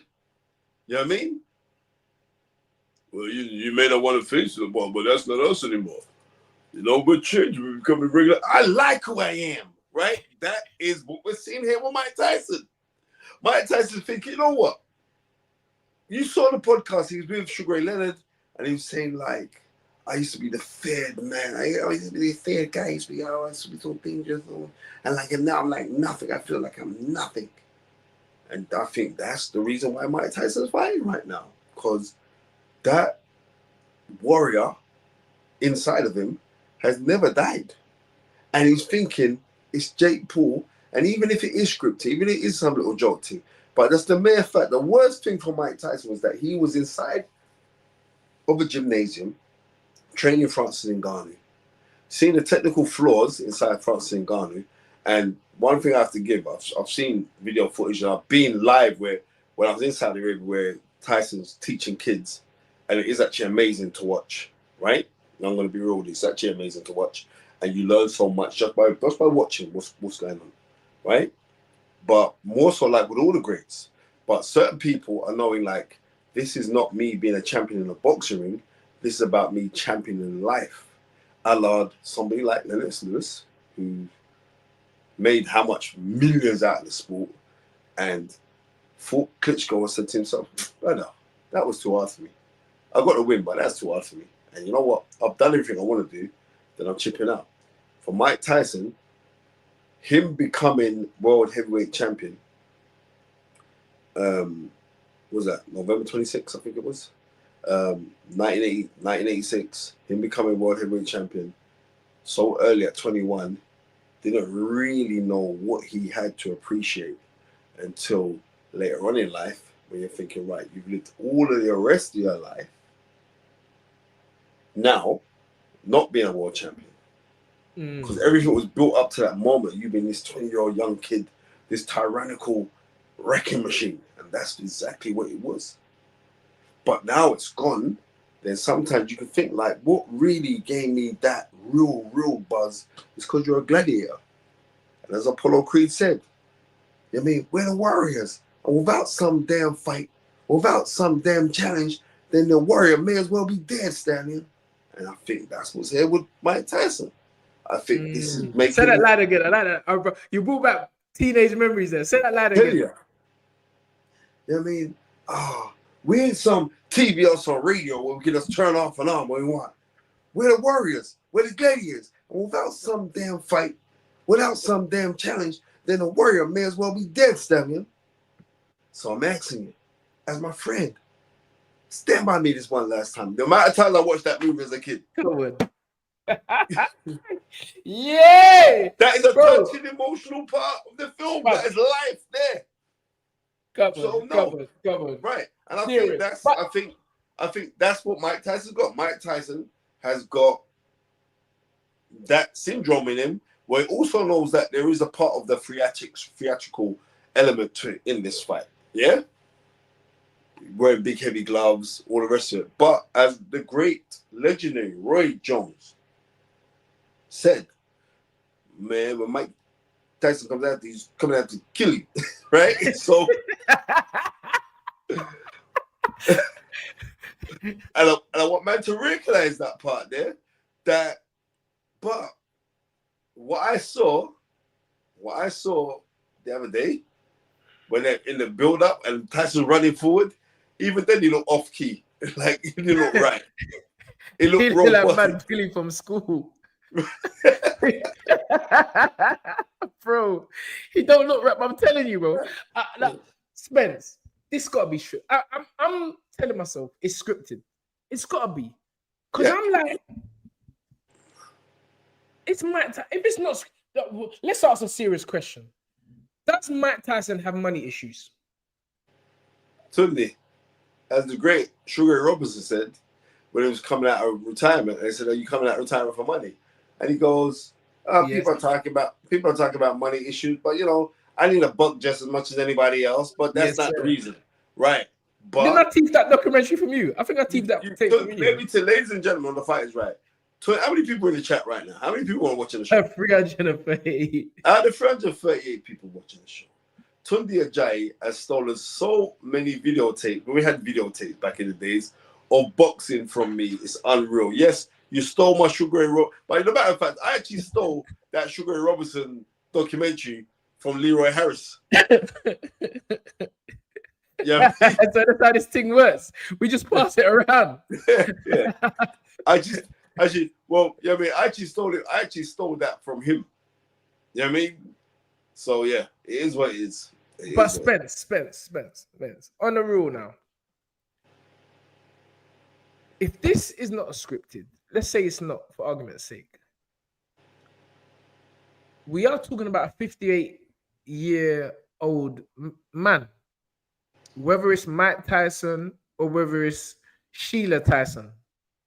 It's a 58-year-old person.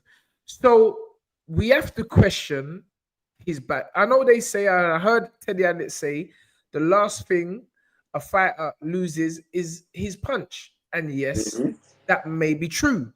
But the question I keep on asking, and a question which I was trying to get over to Roy Jones, yes, the last thing he loses is his punch power. But what happens to the resistance of the person of the said same age? Are you telling me that they have the same resistance to a punch as they did in their 20s, 30s, and even 40s in this particular case? Mike Tyson, what is his legs going to be like when he receives a hook, an overhand right, a power jab, an uppercut, a body shot? It's Mike, and I see the videos. I see the videos. He's looking, even though it's old movement, but I definitely couldn't do some of those moves what he's doing. That's me right now. It's because Mike Tyson we're talking about. We're not talking about a normal human being. But there has to be resistance issues when he takes the punch. Because Jake Paul, I don't believe Jake Paul's a powder puncher, Spence. I think he can dig a bit. You know Before what? Before you answer. I agree. You know what? Even though this is theatrics, I'm looking forward to seeing the show, and I hope that you, the people of the Fight Is Right, tune in to us while we do the watch along, because I shall be definitely watching that one without a doubt. Because on Netflix, right? Yes. It's Netflix pay-per-view. You got to pay for it, right? You got to buy it, right? Yeah, you have to pay for it. Yeah, definitely. Yeah. So definitely, I'm going to be buying that. I believe so. I mean, I'm unless I'm going to wrong. go check on Netflix in a minute if you have to actually purchase the fight or it is. But yeah, I will be tuning in to that fight without a doubt. And on that so you note, don't believe that we should do a watch along or anything? Because it seems like we should do a watch along. From the feedback and the vibe I'm getting from the people, especially here on The Fight Is Right, they actually think it's wrong to do. You know, such is the the love for Mike Tyson. People don't really see him go out like that. People don't want to see a YouTuber, a former YouTuber, now so-called, I think he's still a YouTuber, but people don't want to really see a person like that dethrone and really decapitate the legacy of Mike Tyson. Because I don't care how you look at it. I don't care if it's even for fun. If Mike Tyson gets upended by Jake Paul, this damages his legacy. I'm going to actually disagree with you there, right? And the reason why I'm going to disagree with you there is because I've seen people throughout the history of the fight game. Joe Louis famously come out of retirement. You know what I mean? He was still seen as the world heavyweight champion there. He gets beat by Ezzard Charles, but he goes on in 1952, he gets beat by Rocky Marciano. And it was a bad beating. But people seem to, before he got stopped, he's actually winning on points. He's beating Marciano, he's jabbing his head off. And Rocky Marciano just corner him and just bust him up, right? So we've seen that happen. Did that spoil Joe Louis's career? Sir. Did that spoil Joe Louis's career? Absolutely not. Joe Louis is still one of the greatest ever did, right? We've seen Evander Holyfield got knocked out. Vicious that time there, right? We spoke about that last week. Right, exactly. Has it damaged Evander Holyfield's standing? Even Evander Holyfield loses to James Toney. Did it damage Evander Holyfield's standing as one of the greatest cruiser and heavyweights of all time? No, it hasn't. Right? But this is some gimmick business, right? And will it damage? No, because Joe Louis, tailored his career to make ends meet, had to do wrestling today. Joe Louis, the great Joe Louis, had to do wrestling. Joe Louis, the great Joe Louis, who was broke, had to be a greeter at the Las Vegas casinos. But this is the point I'm making. And before I make this point, I don't want to miss it. KK's. Thank you for the 499. He said, Tunde Spence, do you think these guys are slyly wary of you because don't see why they go elsewhere and see many reasons why they should come to you? Well, it's a good question. Good question. It's a good question, but listen, maybe we'll answer it at another time. But Spence, I was going to answer something that you just said. That kind of threw me, that question. What was he talking about, Spence? Yeah, but what I will say is that people in there, Bobby Wright, many others are saying that we have to do a watch along, Spence. And the good news is that it's free if you got Netflix. So what, the fight's free if you got Netflix? If you got Netflix, so it's free for me. So it was free for me. So therefore, but Netflix. Anyway, I was gonna say something, but I might mash up the thing. But mash up now. Yeah. But yeah, I've got Netflix, so I'm good. I don't mind doing it. So we got to do it. If people say they want it, then we got to give the people what they want. The voice of the people is the voice of God, as my dad says. Guzzy says 58 is too old to take any kind of clear punch, in my opinion. And I agree. And people are noting that George Foreman was 49 years old, Bernard Hopkins 50 or close to 50. But these guys, I don't know. George Foreman was 49 years old. How old was George Spence? 45.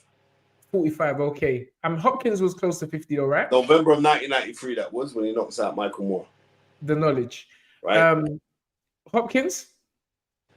Hopkins was 48. So maybe you got mixed up. 8, almost 50 years old. Yeah. So add another 10 on top of that. And we're expecting Mike. And bear in mind, Hopkins, we already seen the videos about how much of a clean liver he is, how his body is a temple, how he used to fight and then jump straight in the ice bath and to keep his body in a good condition throughout his career, and his diet was impeccable, hence why he was able to fight at that age. We're talking about Mike here. We're talking about Mike. Man, so as soon as you just touched on, let me tell you this story about Hopkins. Do you remember when Danny Williams signed to Don King? Do you remember that? I do remember, Spence. Right. And when he signed to Don King, I mean, that was a big talk. I remember that big talk in the gym. Right? It was Lloyd Hannigan that arranged a meeting for Danny Williams to meet Don King. So Don King was over here. At the time, the heavyweight champion of the world was Hassan Rahman, because Hassan Rahman just beat Lennox Lewis. So it's 2002, right? And so we get Lloyd phones me and says, Spence, Don King wants to meet Danny. Can you arrange it? Blah, blah, blah. He wants to have a talk with him. Blah, blah, blah. Right? So Danny goes down and meets Don King. So we all go out to eat. We all got to eat down the West End. We're sitting down, and Don King's very, very charming, man. And like he's telling bad jokes and and all the rest of it. But then they were saying, listen, at the time, Bernard Hopkins Bernard Hopkins had just beaten Felix Trinidad, right? And they said, I was watching that the other day. Yeah, excellent fight, brilliant fight. Matter of fact, when I finish off this show, I'm gonna watch that fight. He takes the Puerto Rican flag and throws it on the ground, yeah? And if you see, then they kill his ass. And then kill him. Run him out the stadium. Brother, when he was in the vehicle to drive away, a man put his hand through the car with a gun to shot him. Yeah. Well, and to grab right. So I was talking about that, but Don King was saying, oh, that brother, he's a disciplined motherfucker. He's a different. Oh man, I've been out eating chicken. And he's peeling the skin off of the chicken before he's eating the chicken. He was one of them guys. Like he was he properly. Remember, he's a big guy, though, 6'1". So he was a big guy, and he was getting down to 160 pounds constantly. So all the credit in the world should be given to Bernard Hopkins, the discipline and the drive and the determination that got him to do that. Very special man, right? Mike Tyson has not lived that life. Let's just be real. I still wouldn't like to fight him, though. I'm not gonna lie. No, neither would I. Tunde, he's Bro, a scary human being. remember, sorry, we're going down memory lane. Remember Anthony G trying to put his hand on Anthony him? G. Tun, we gotta tell. The motherfucker, take your hands off me, man. Don't fucking put your hands on me, man. Bro, Mike Tyson was so scary, bro. It's what I'm gonna say. Even now, I'm not gonna lie. Even now, Mike Tyson, if me and that guy was face to face, I don't know. I ain't back down for my man ever in my life. But you see, Mike. Remember, you see the day when he stuck it on Anthony G. Yeah, that's what I'm talking about. Remember, that's the day I brought you down to meet Mike Tyson. I said, I've been giving this thing for a long time, you know. I said, Tun, you want to meet Mike Tyson? I said, for real? I said, yeah, man. Boom. Grosvenor Hotel. Grosvenor Hotel, Tun. Yeah. Yeah, Mike, when he walked you had the past, MG then. I don't get starstruck, but you see when Mike came true, rolled up, and then try to put his hand on him. Hey man. You know, Anthony G just got batted up by Mike. I'm like, listen, now a lot of people don't know what Anthony G is. Anthony G is still one of the legends still, but Anthony G, legend. Yeah, legend. Remember, he had left right promotions. Yes. Sham Joff, Mark Prince, Morris Forbes. He had quite a few youths. Dennis Andres. He had quite a few man coming through, right? And I remember Howard Eastman, he was doing something with Howard Eastman. And so while he was doing the promotions, like him and Lloyd Hannigan fell out. So the reason why Mike badded him up like that, is because Anthony allegedly, right, and G said it's not true, right, but allegedly Anthony G was spreading rumors about Lloyd Hannigan within the community, and you know how things are spread like wildfire, which was a lie, right? I'm saying whatever was meant to be spread was a lie, but I don't know if it really did come from Anthony G. I don't know, right? So when Anthony G come, because he come with his other brother, and that man's well to do, man, and they're respected man in the community, and there were serious guys in the community as well, right? And he goes to Mike Tyson, right? Remember, he goes like, "Hey man," he tries to hug Mike, because he was a man who just turned up and tried to take over things, because I'm Anthony G. But Lloyd said, "Hey, what?" He went to Mike Tyson. Lloyd went to Mike Tyson. "Hey, what? This that guy, Mike. He's a scumbag, right? He spread bare rumors about me and sent me upon drugs." So that's why Mike badded him up like that. Wow. So he's going to go hug Mike. Mike, hey, motherfucker, don't you put your motherfucking hands on me? I'm motherfucking killing me. Bro, I was scared. You don't listen to what I'm saying. I was scared. This is what I'm trying to say. Even at 58 years young, let's not say old, 58 years young, Mike Tyson is a scary proposition. And he will be scared. I feel that Jake Paul, you know, if this, again, I keep repeating it, if this isn't scripted, when Jake Paul looks at Mike Tyson, when they come center ring, bro, he best make sure he's got nappies on, because, bro, he might just defecate on himself, because, bro, it's Mike. It's Mike. Son, let me tell you this now, Mike's still scary. Mike Tyson puts the fear of Jesus in a lot of men, right? Mike is still scary. Yeah, he's still scary. I'm going to tell you that now. I told you the time where me didn't catch an argument in Vegas. No, I didn't know. Did I tell you? Oh my goodness. Mike Tyson? Yeah. You got a death wish, man? No, Tun, let me tell you this here. You see that little Brian Judas, Zab Judas' little brother? Yeah, little criminal. Yeah, little criminal, little coward, Tunde. No, big up Brian. Right? Check this one out. Was that Las Vegas Convention Center for the first Floyd Mayweather versus Banana fight, the first one, right? So what's that? That's 2012, right? So I'm there at the convention center, and then I said, host Mike. I said, wow, I was gassed. And Cougar's got this on film still. I couldn't think I can find it, right? So I'm hosting Mike, yeah, get your Mike Tyson t-shirts. I'm gassed this, but and man pay me a few dollars, something like that. So there was some Mexican man, because they were selling, get your Mike Tyson gloves. I remember that. You had Yeah. the little white jumper thing on, innit? Yeah, with a bow tie and the shorts. Come on, right? So the Mexican man went, that he want Mike Tyson to sign his own glove that he's got. He'll pay the same money. What difference is it? Right? So the organizer of the man was some little redneck man. How he was talking to the Mexican man was uncalled for. He was just batting out the man, right? So I'm just there. So I was hosting with some girl as well. So she comes to Madonna, lovely girl. She goes to me and said, Spence, Alaska, sorry, not Madonna, Alaska. She said, Spence, can you just talk to the organizer, explain to him that the man still wants to pay the same money for the glove, but doesn't want to buy the Mike Tyson glove. He just wants his glove signed.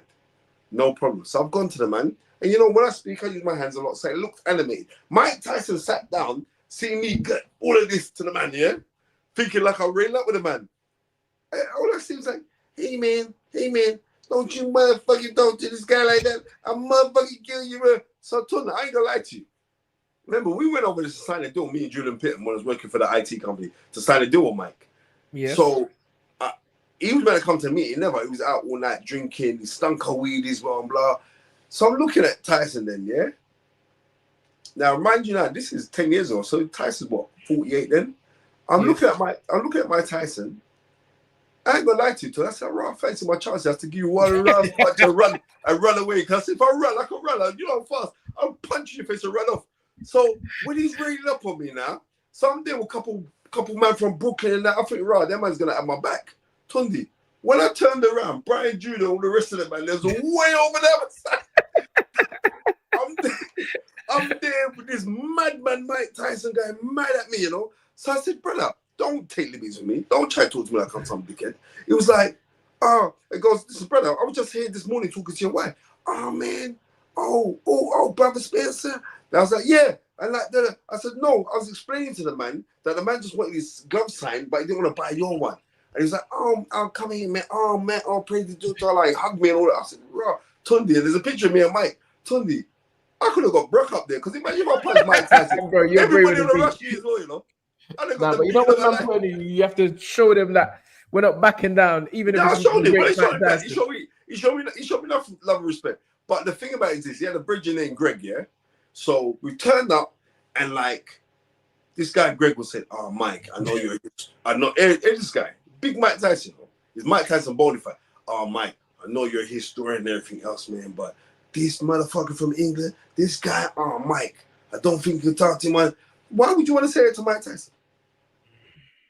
You know what I mean? So already Mike Tyson's going back up on me, you know? You know what I'm laughing? I just want everyone on the Fighters Right to know that Spencer has actually definitely got a death wish. Because when you're out with Spencer, his mouth is so big. I'm just telling everybody. And he just doesn't care. I was even telling you, I was talking to Craig yesterday. Craig Richards, everyone. Big up Craig, my guy from Doc. We was having a good little chit chat. Craig, I was going to phone. I know Gus is on there because I know Fight Fan TV is on there. Gus, big up Fight Fan Big up TV. Gus. But me and Craig we're not going to go into it. But he bust a line yesterday. It was like, yeah. I can say it. He's like, yeah. That one at 10 past. And I was like, what's he on about?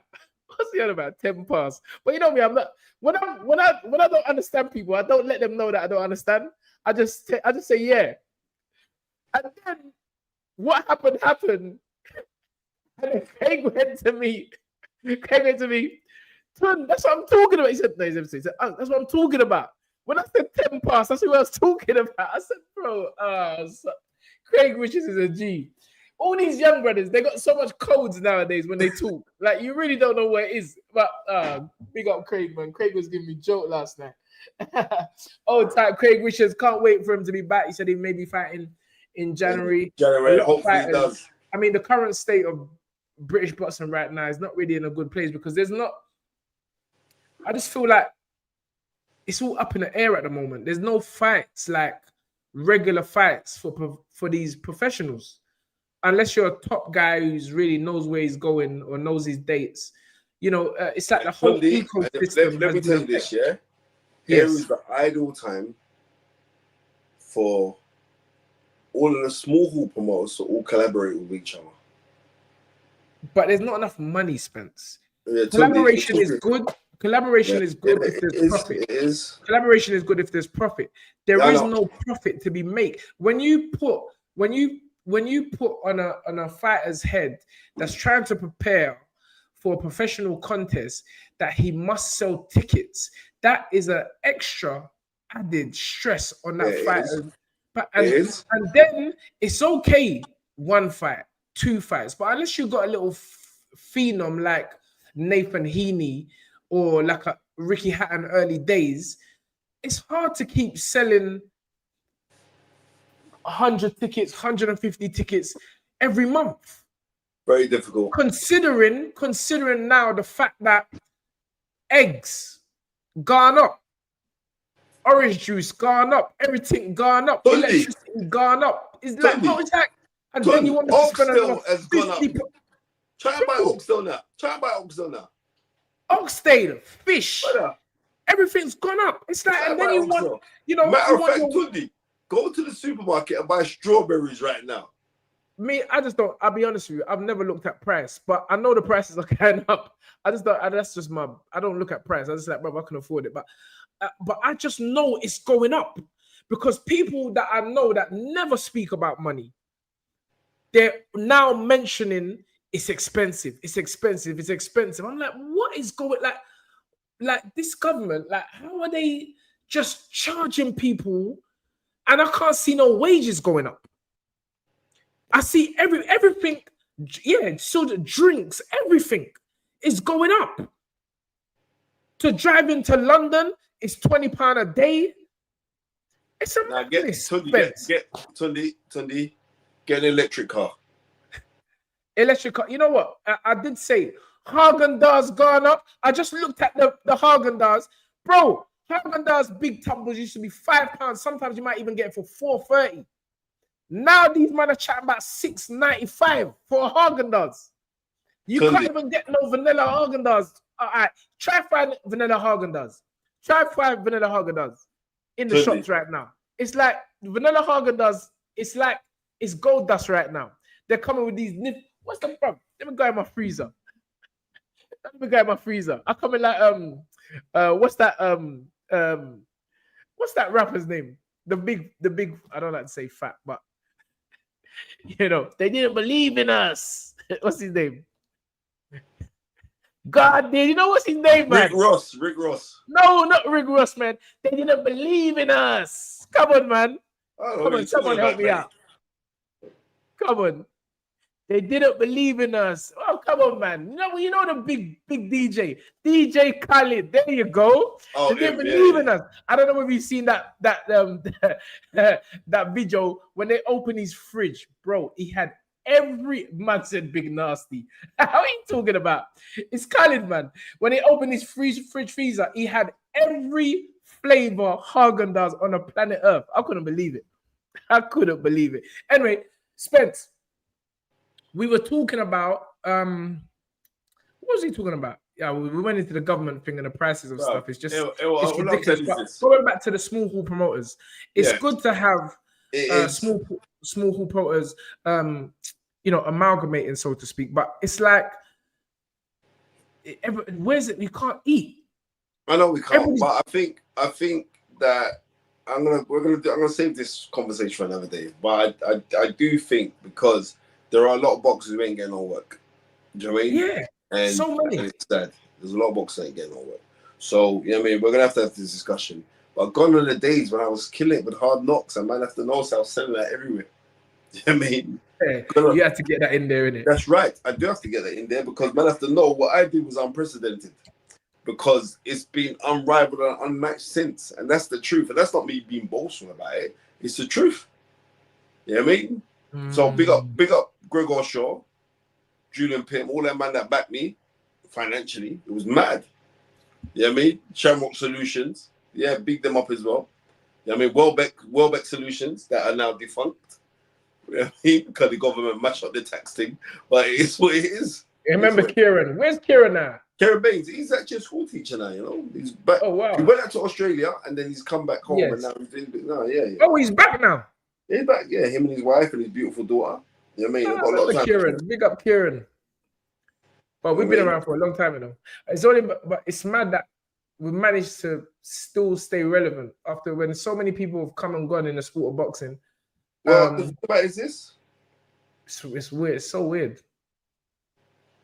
The thing about it is this. It's like, what is it? The more things that you show gratitude for is the more abundance that you'll be blessed with of the things that you're grateful for. I'm grateful for boxing too. Yes. I mean, I'm actually, people don't realize I'm actually in love with boxing. It's crazy. I am. I'm actually in love with boxing. So, and that's the truth. And on that note, mate, we've given a 2-hour show. I'm gonna do 2 hours, and we could have keep I've got things to do. So Tunde, everyone a big up on the team. Yeah, let me big up everyone. So OTAT AAV develops Daniel J. Bolton, Denzel Bell, Sosa, Lifetime Ian, all the runnies, Lee S, Fight Fan TV, Live, Bossman 1 or Baseman 1000, OTAT Baseman made a lot of comments this evening. Sylvester, Salamoa 2011, a regular, OTAT Hot Videos. I've already said Sosa. Kev, one and only Kev from the gym. I love that name, Kev. That's a serious name. OTAT Hot Video. Desperado, Lee S, Fight Bleachers, all the runnies, Bobby Wright, I've said that. Killer Cam, Al Kuya, Andre Bukenya, Andrew Cohen. Big up Andrew. Great comments tonight. Really food for thought.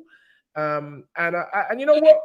It's great that we have a show where people can give their opinion and not be castigated or vilified for giving an opinion. And we try to answer it the best way we have. And we've all got opinions. No one needs to take it so personal that they start hating one another for another person's opinion. You just have to. Everybody sees things from different perceptions, and it's what life is about. It's different, you know, different sides, different edges. And I like listening to people. I like people giving their opinion. I like going back with them about their opinion, and so does Spencer. So it's all good. Big up Andrew Cohen. Baseman, I've said that. OTAT, Ryan Maker. OTAT, I've already said that. Kev, Daniel J. Bolton, I've already said that. It seems like a lot of guys always give their OTAT AAV develops. AO. OTAT Lance Meyer. Stay prayed up daily. I like that. OTAT 84 boxing. See, all these names are serious in us, Benny. Stay prayed up daily. That's a serious name. Jason Wheeler, the lovely, calmer, serene.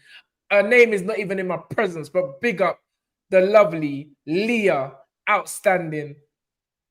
O stands for outstanding. Come again. I know Leah's gonna be like, yes. OTAT Alfie Black, Skyline the editor. JSMNZGB. I don't know how you pronounce that, but big up my man. OTAT Show. Hold tight. I already said that. Joe. I wonder what Joe that is. I wonder if that's Joe Catchball. Maybe. You know, Joe's the trainer now, ain't it, Spence? Well done to young Joe Catchball. I've got a lot of time for him. Was it Joe? No. It was what's the young kid's name? Saeed. We see Spencer, yeah. See Spencer has always been very creative, everyone. I was just letting everyone know. Because we had a show, and Spencer's idea was bring out Junior Saeed on a Skegway. Remember that, Spence? Yeah, the Segway, yeah. Listen, back in the day, man was coming up with these ideas. They're not ready for me, man. That was a serious ring entrance. It's just a shame the kid never fulfilled his potential. We all know about potential. But that ring entrance, I would never forget that ring entrance. Never. I'm gonna go find it and post that. The man come out on a skeg. Yeah, the reason being, Tun, is because the boys are blinking teeth. That's why he love brought people's yard. That boy had some serious talent, you know. Serious. But again, it just goes to show you talent It's everywhere. Yeah. But you need to be consistent. You need to be disciplined.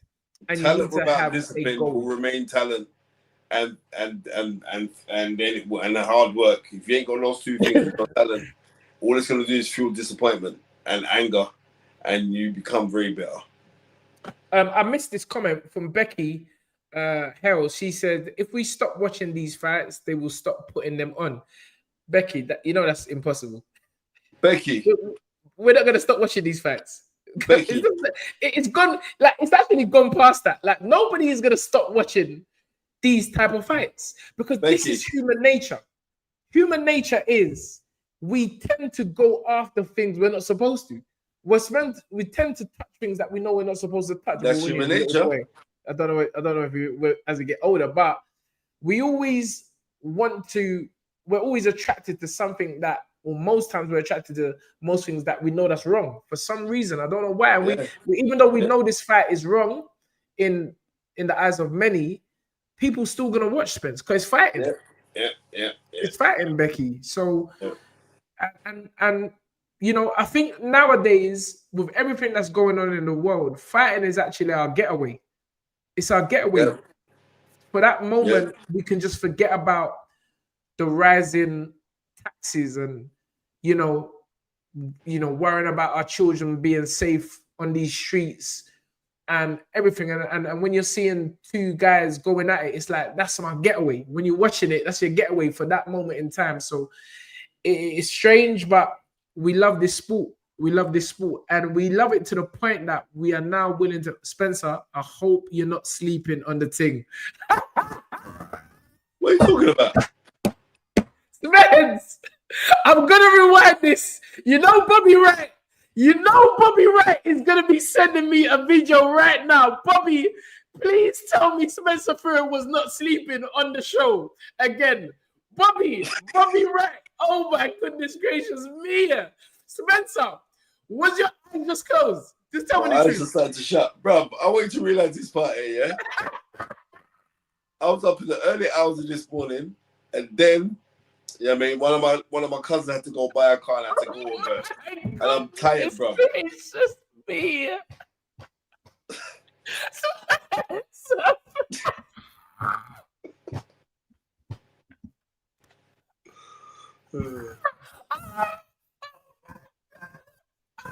No! Oh, why? Bro, Bobby, we knew it was coming. Bobby. Oh, my phone's going off already. My phone is going off already.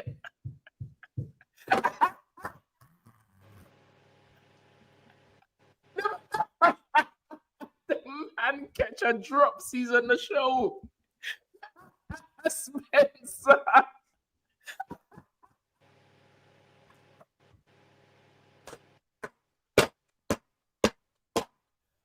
Oh, my fingers. Spencer.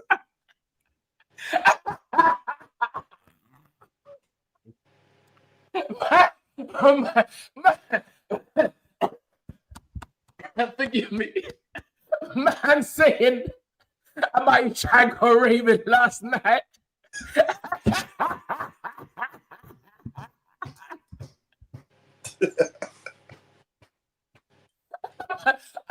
My belly.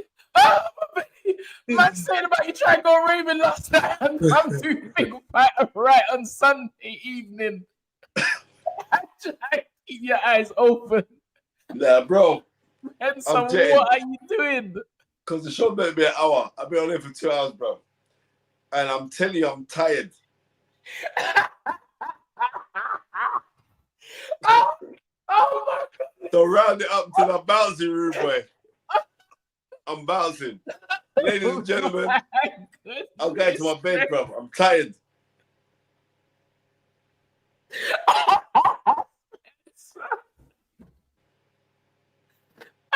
Why do you do this, Spencer? Why do you do this? Why do you do this? You always do this. You always have to see now. You're gonna keep me up now for another 55 minutes at least, minimum. Oh, Hey, what? Right now, man, I'm bouncing, man. I got things to do before I go And bed. you know when Spencer's tired, you know like he gets angry. He's just like, I don't care what he's saying. I'm bouncing.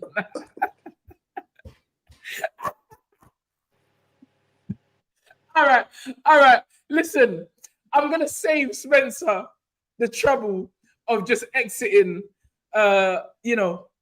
without notice.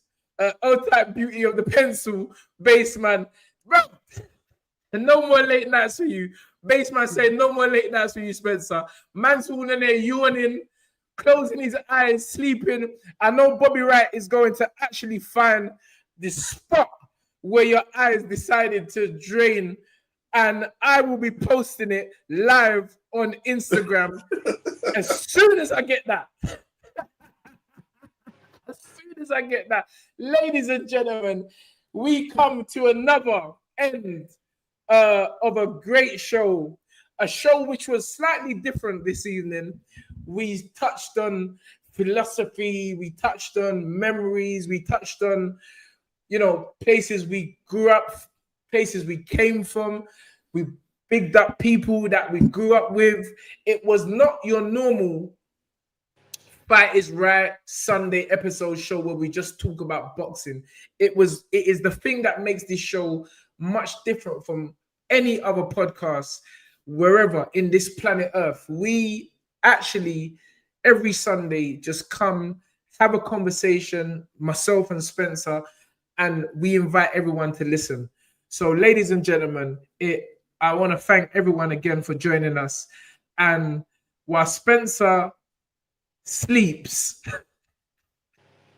let me end the show in the magical words of dream it, believe it, become it.